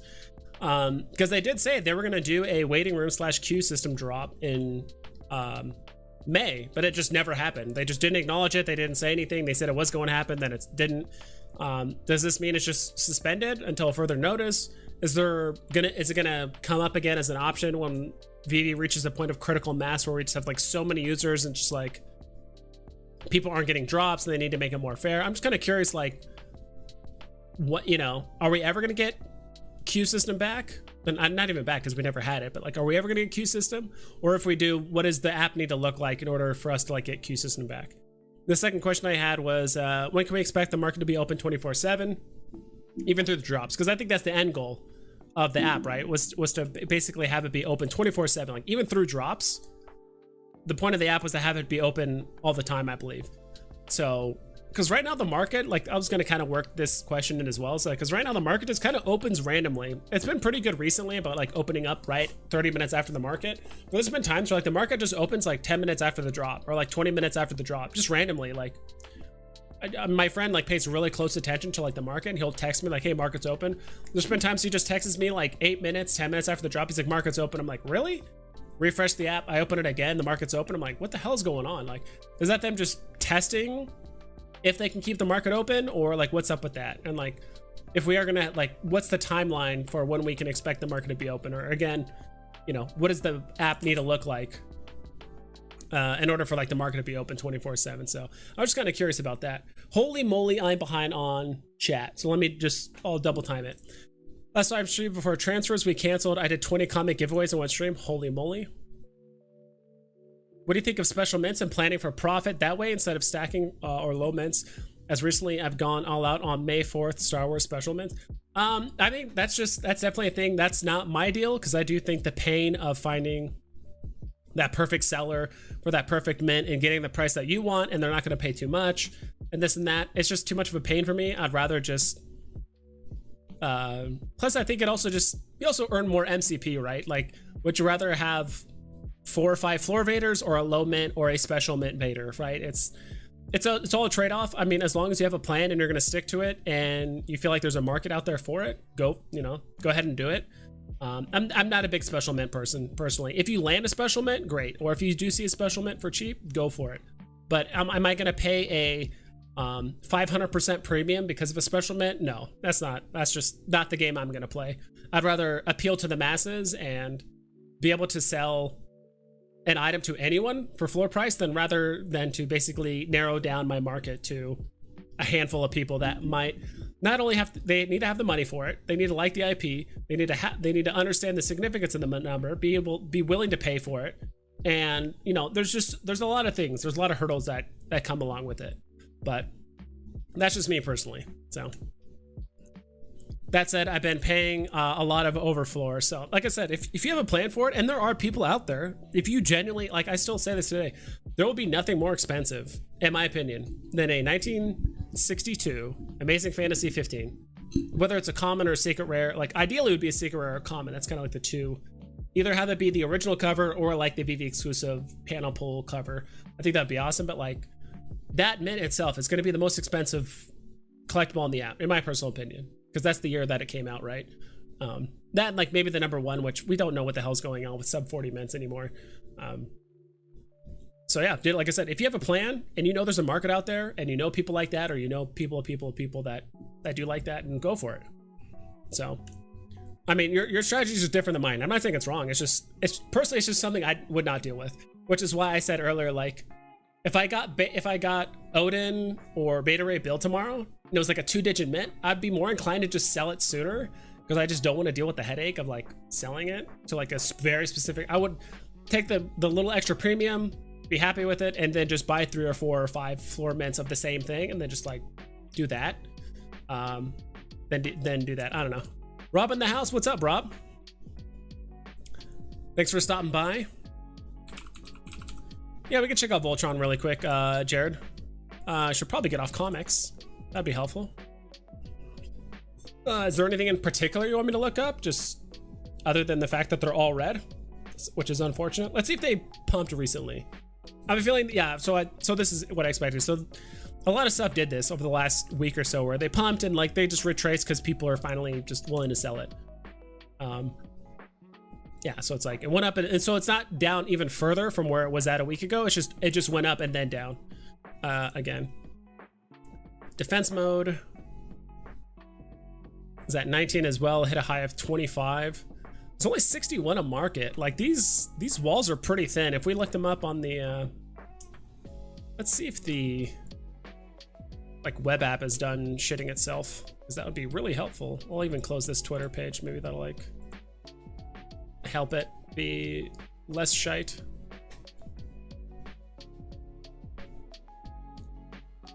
East Coast Ultraman with on every UHF station. I don't know what the hell a UHF station is. I don't know what that is. Dude, I do not know. This is probably because I'm streaming, and I actually had to hook up a second camera to kind of do all that silly stuff I did earlier. So maybe that could be why my computer's going kind of slow. Let's just look at the let's look at Ultraman A's. I bet you these floors are really thin, because honestly, like 43 is not that many. Yeah. So this undercut by 6 gems, then 50 gems or 60 gems, 4, 1, 14, and then like this is a 110 gem undercut. So it's like we're like 7 listings away from basically the price going from 450 up to 700.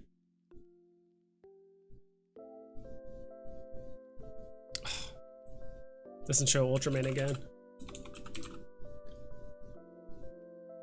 Let's check out the common. It's probably the same song and dance where it's just floors are super thin, and we're gonna see that, and that's why a lot of people are saying it doesn't take much for these like 1, 2, 3, 4, 5, 6, 7, 8 listings, not even 8, so 7 listings for basically to go from 90 to 120. So 6 listings for it to go up 30%, 33%, whatever, from this price to this price. And so and usually as you scroll down, the floors just get thinner and thinner and thinner, right? This is actually kind of why I like the 30-day delisting feature, because it just makes the floors look very thin, and the price tends to skyrocket up a bit sooner rather than later. So I do like that. Rob is here. Let's go. MCP is generally slept on, but with the opportunity to get real grails at affordable prices right now, I can see bypassing MCP to put all effort into getting those grails. I think so too. I'm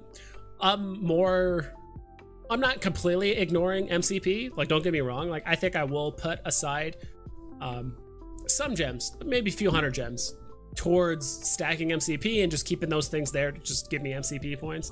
But again, how much I'm gonna invest, I have to like really see the numbers. And I understand I might not get the best price, you know, like they might be like, oh, here's the numbers for MCP, and like here's the number, and like kind of like the MCP market breakdown of like what you can cash in and how much stuff costs. I understand prices will probably go up for things like especially rare comics, but I'd rather just know for certain than overspend or not spend enough.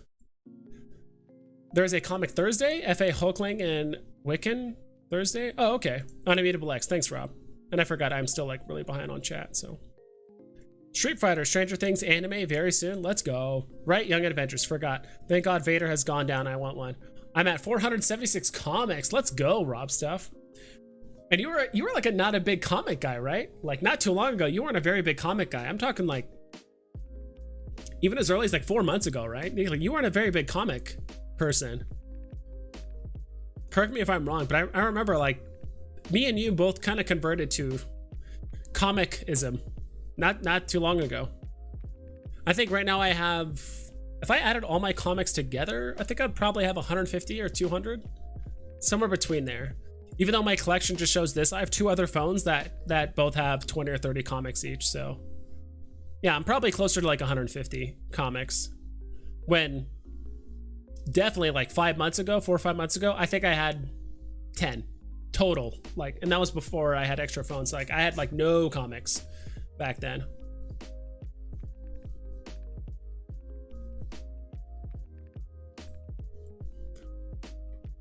What's your most shocked collectible? What's your most shocked collectible price at the moment, Vibes? As in low value, mine Spider-Man rares and Woody. Honestly, I haven't really taken like that deep of a dive into that kind of stuff. It's kind of hard to like find those price points. Like what's shockingly low right now in value?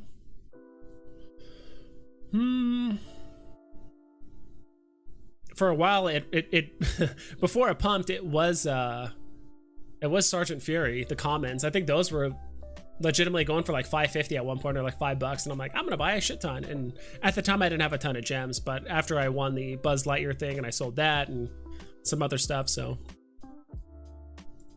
it's hard to tell right now. Not exactly sure. Like, it was absurdly cheap. I feel like all the stuff that's kind of like under the radar has already kind of pumped, even though there's probably a handful of things that are secretly much lower than they should be. What's going on? LMAO, Vibes hair. Yeah, dude, I don't know what's up with that. Or I'll show you guys again. I can even show it down here. I had to edit this a little bit, but I don't know why it gives me hair like this. So when I take this off, it like gives me less hair, or like it tries to give me hair. I also think the filter is kind of messing up because of like the colored background. So I could just be a potato. Like there's that as well.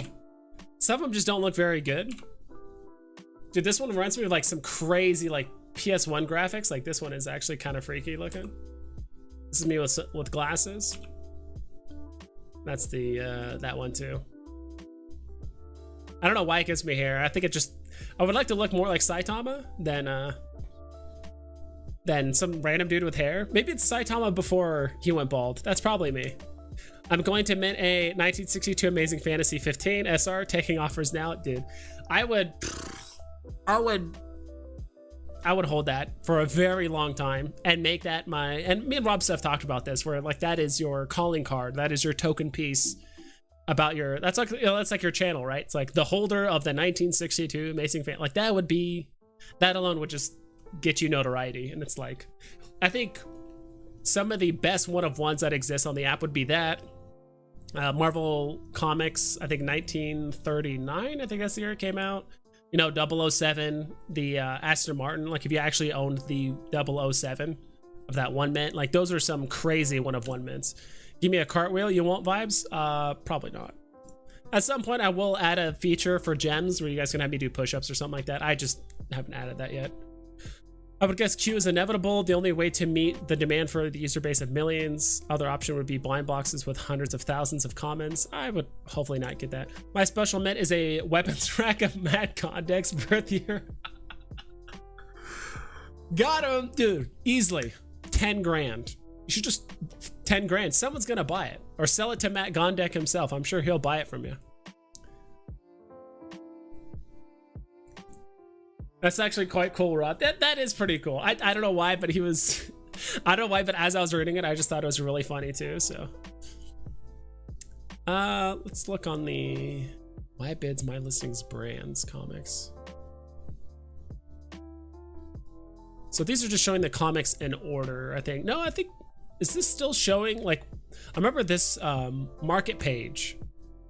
I think this is just showing what came out most recently, but I don't think that's the case. I think this is still showing things that like the most recently listed thing is on the left, but I don't think so.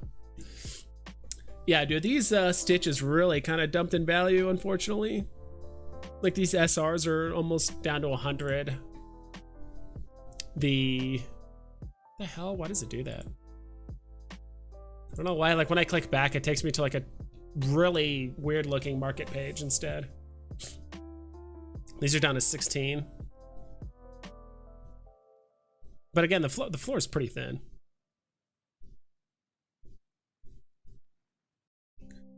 The really top special mints, i.e. character or movie debut years, have virtually unlimited ceilings. I think so too. Like I think those will be much higher. You know, of course the 1977 Star Wars comic, of course, as well, are gonna be up there. Rich dudes love to measure their dogs against each other. The debut mints will be top of the top. Will be coveted accordingly. Rich collectors want the very best of the best. I think so too. I don't even know what I would do if I don't even know how much I would sell a 1962 Amazing Fantasy for. The last mints will be insanely valued as well. David Yu has already explicitly stated this. So that's no one can have number one. The last mint will be the last one. Yeah, exactly. So like the very I don't think there should be the capstone mint or the tippy top mint. Just sounds weird, but like the capstone mint or like the because it's like the cap, right? It's like the end of the mints, the end run, the final whatever. I do think those are gonna be cool. Ultra high frequency, yes sir. Mr. Pags is going for last mints. That's cool. Thanks, Vibes. I'm half flip and dip and half long-term collectibles, so I'm good. My plan's always half portfolio for long-term and half short-term. Yeah, that's pretty much mine. I have a portion for long-term, a portion for DCAs, and then a portion for just quick flips and just gaining gems so that I could put more into DCAs or grails. It's changed a bit because the last, you know, 4 or 5 months has been kind of rough, but like the first 3 months I was on Veve, so October through December, I was just flipping. Making good gems. I was just flipping. Vibes out here late night. Let's go. All caps. Let's go. Let's join him, guys. LOL. It's gonna be hard with Discord. Plus, I've been going for over 2 hours, so I might actually end it pretty soon, guys. unfortunately. Yeah, I didn't understand comics until about 4 months ago. Yeah. But next stream, I do want to have all of you guys on here. So I'll give you guys a heads up. I'll do it through StreamYard, because it's infinitely easier to like invite you guys on these streams and stuff. So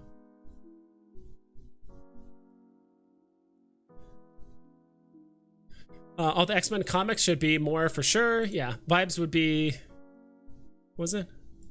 Saitama vibes would be so badass. I agree. I might dress up as Saitama for Halloween this year. I wanted to do it before. I think the year prior, I wanted to dress up as Bane from like Batman, like the Batman movie, like the Dark Knight. Jared Sosa. No, we need Goku and Vegeta. That'd be cool. Never watched Dragon Ball. Oh, like, okay, I watched some Dragon Ball episodes. I could not watch it from beginning to end because first off, there's a shit ton of episodes, and two, I just could not get over, what's his name, Goku, whatever, the little kid in the first season, just crying his ass off constantly. Like I need to watch the abridged version. I think there is an abridged version of Dragon Ball Z that kind of takes out all like the kind of irrelevant parts and stuff. Because I feel like that's gonna be the only way I can get through the show. Which, don't get me wrong, I like the show. I liked it, but I think the last time I tried to watch it was like 4 years ago. Yeah, I think awesome badges will make people measure donkeys. Yeah. Or 41, or number 41's good.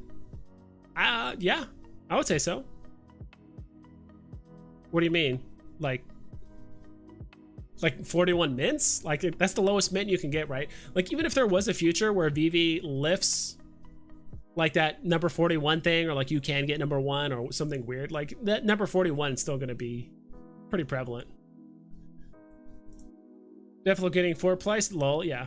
My special mint is ASM 239, Stanley's accountant's birthday. Oh, you guys need to get out of here. That is too funny. His accountant's birthday. Is that for real, or are you just like joking with us? My favorite positive person that's definitely pushing it, yeah. Stanley's accountant has been unemployed for a few years now, I'm seeing. Yeah, unfortunately. Rest in peace, Stanley. Unfortunately.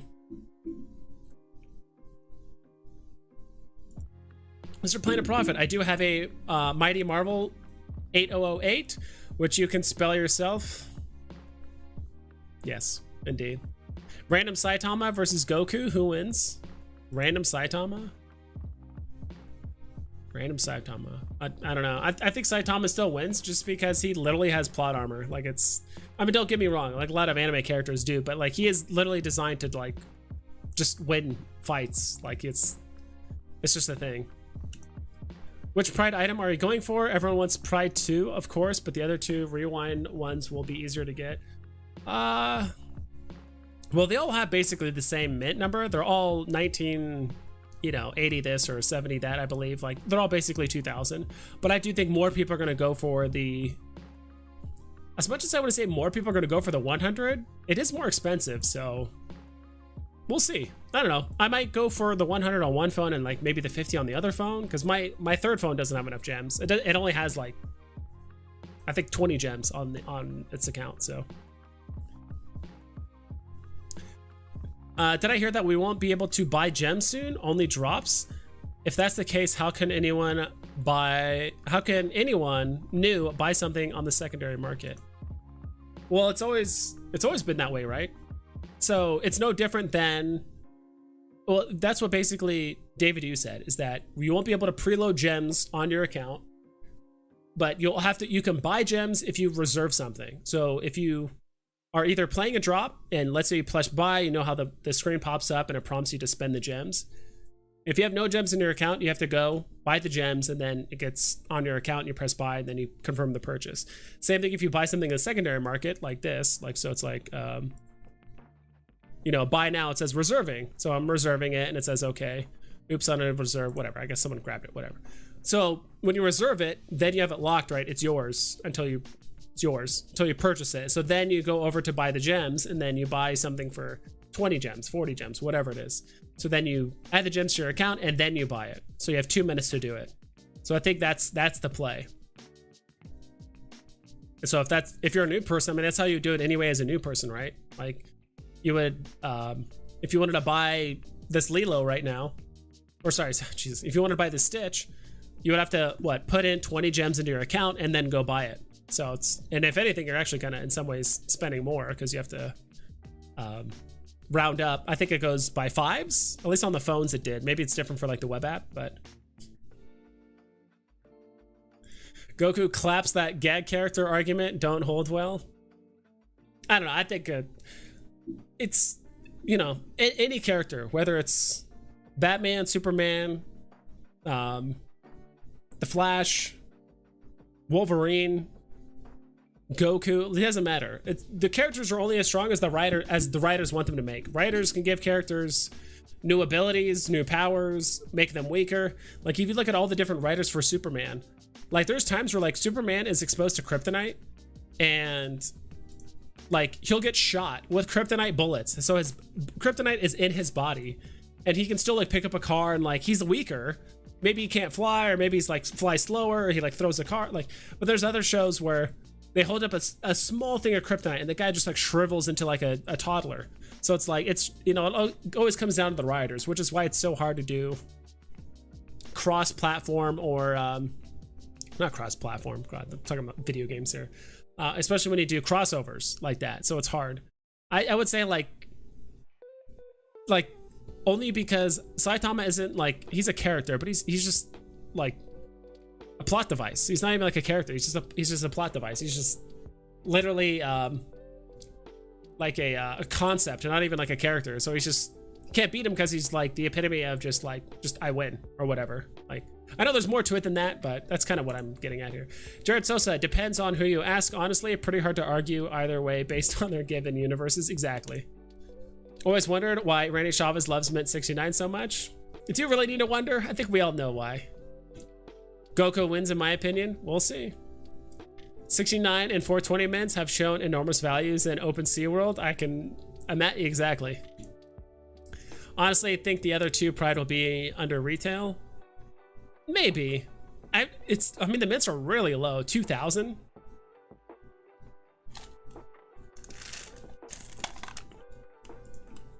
Mm-hmm.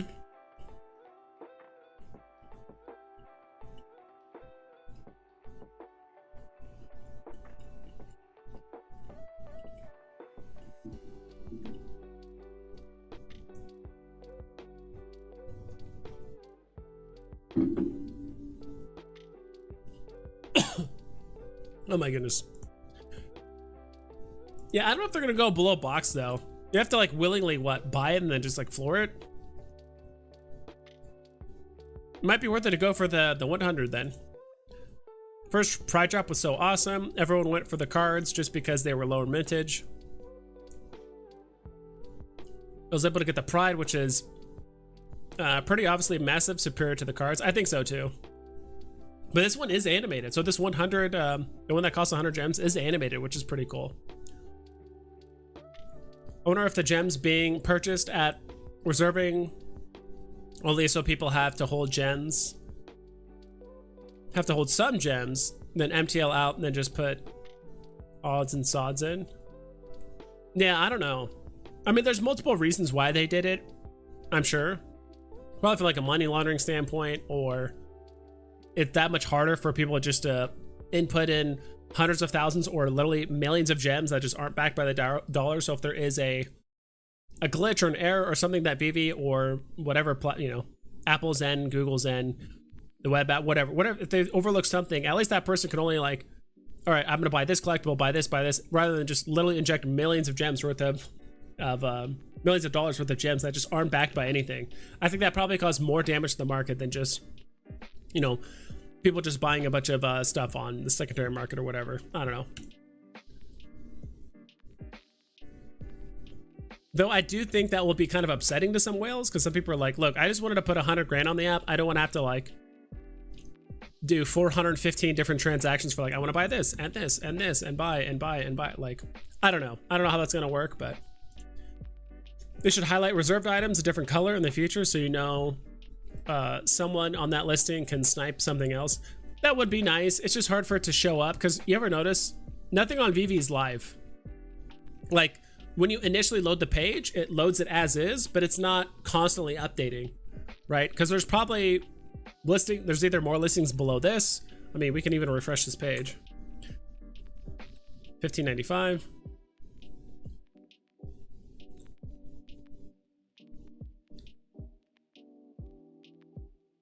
See, that 1595 is gone. I think there was actually 2 listings. There was a 16 something and then a 1595, both gone. But we didn't know, right? So in order for it to show that it's highlighted, you have to like refresh the page, and then you would see which ones are highlighted. And then if certain reserved listings actually fell off, like the person didn't buy it in time, it wouldn't update until again you refresh. So I think it's a good middle ground to maybe like highlight it or something. I've said it before too, where like I'd rather just have it to where only high level MCP members, higher, you know, upper like 50%, maybe even 80%, like. But if Veve's really going the way of the only way to put in gems is if you reserve it, that's just not going to work. Then everyone's going to have reservations. So I don't know. I have a 41 Aaron Gondek and a 69 Mace Windu Saber. Nice. I have some 8888 mints too. Awesome. Silicon loves those 8s. Hell yeah. That's awesome. So yeah, just kind of want to talk about some things. I mean, there wasn't really much to kind of go over. I mean, I guess really quick before we get off, we can look at the top gators and top losers on the market. Probably get off here in 6 minutes. I think that's perfect. Get off at 10:30, which is a bit later than usual, which is fine. Biggest losers. I figure Italy is gonna have the biggest dump. The poster's gonna have the biggest dump because it was so high for so long. Infinity and Beyond is at 165. Good thing I sold it a long time ago for 300. Basically, just got a free 300 gems. That was nice. Coca-Cola, the burnt graham cracker, unsurprisingly, is down 65%. Did this thing really go up to 25? Interesting. I still have mine. Burnt graham cracker. Damn it. FA Thor, God of Thunder. Looks like the Marvel Mighty announcement might have pumped it a little. Or maybe it just got pumped normally. Kind of want to look at its last month, so. Thanks for the extended chat. Of course, Mark D. Honestly, I don't think you're new. I've seen you around, but I've always, it's been nice having you around, dude. You have some interesting insight, which I appreciate. 14 gems. Yeah, this thing is crashing pretty hard. Ghostbusters logo from 15K down to 10K. Edna Mode is down 21, down 47%. Where's Edna Mode at now? I think I could have sworn I sold her like months ago, but apparently when I looked at my account, I still had her. For whatever reason, so.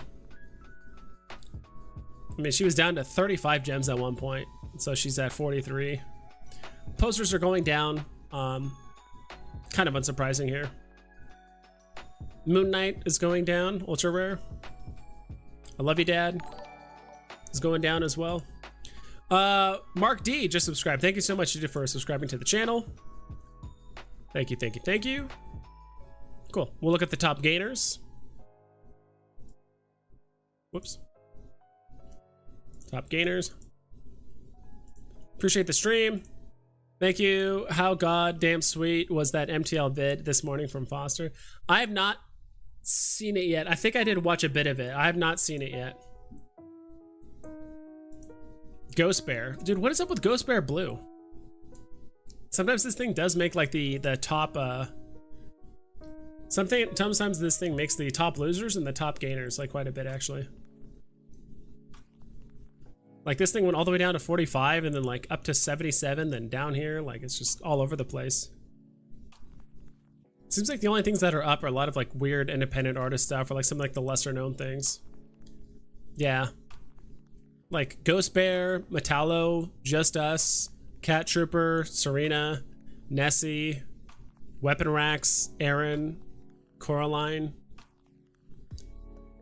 Maybe because I was gonna say maybe because people are like moving stuff, but like this is all expensive for 2.5% fee. Like we finally got to like Marvel did like Storm after a while. Interesting. All right, we'll check out comics really quick. He got his money out in 5 minutes. Okay, yeah. I don't know if that was in that. He said that in the spaces, so I heard him say that in the spaces. I'm like, dude, that is freaking awesome. that he was able to get out his cash that quickly, which is awesome. Secret rare all new Captain America #1. Interesting. This really... That's the FA, Sam Wilson, right? I don't know. West Coast Avengers, the rare doubled in price. Interesting. What if secret rare #1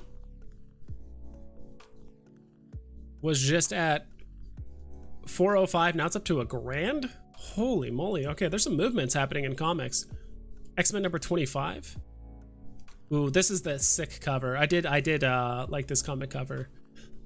Do I have this? I don't think I do, but this is a really cool cover.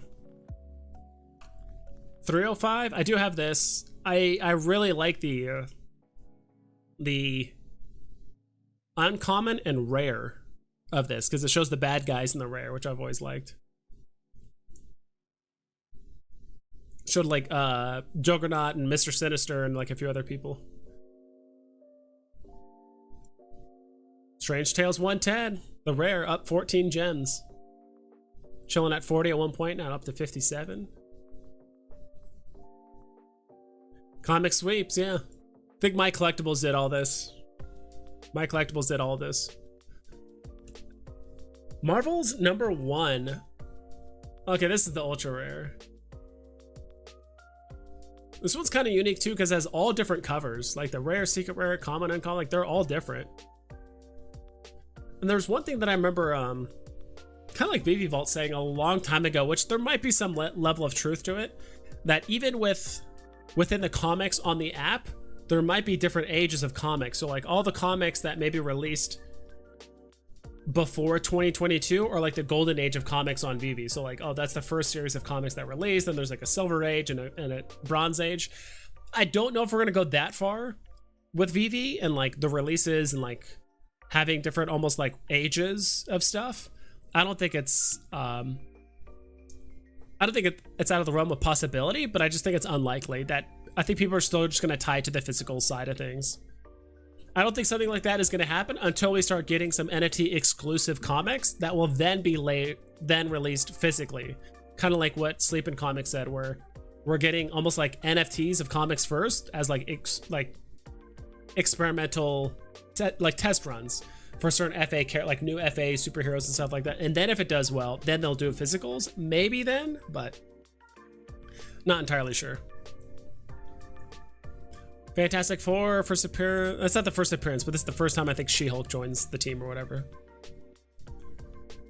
Dude, what's the oh my god, dude, there's actually one rare comic that I really, really like. I think it's not as I don't like it more than Ultimate Fallout #4 rare, but I do like this one. I think it's #3. Come on, work with me.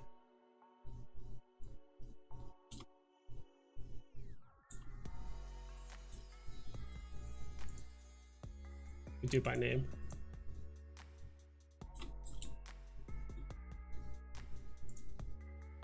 Try this. Take a quick look at top losers, and then I was gonna. What the hell? Hello? All right, I'm gonna refresh. Still connect to the internet.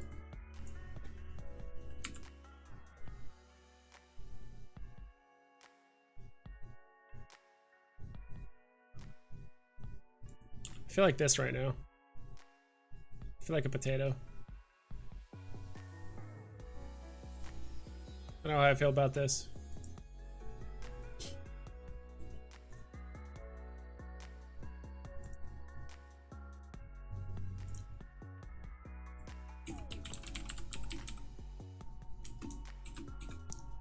Is this it?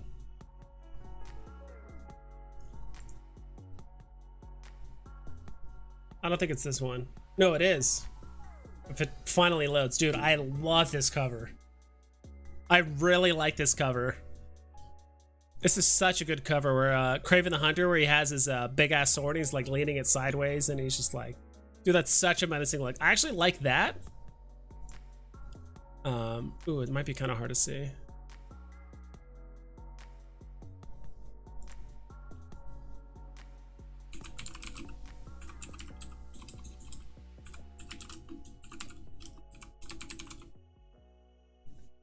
think I can get a better look here.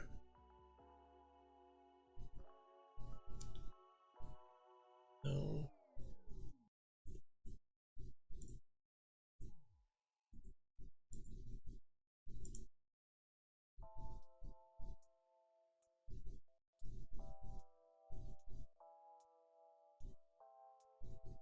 I think this is it. I think this is it. Sentiment is about to change, and we're going to be in an accumulation phase until the next bull run. It's going to be beautiful. I agree. Oh, goodness, yes, the Veve Vibes comic. Did I? Oh, come on. Oh, come on. Christ. Like, in the YouTube search, I had the picture of it. Like, what the hell?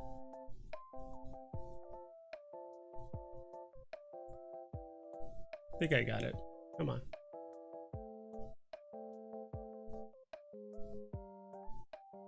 I think this is good enough. I think you guys can see it.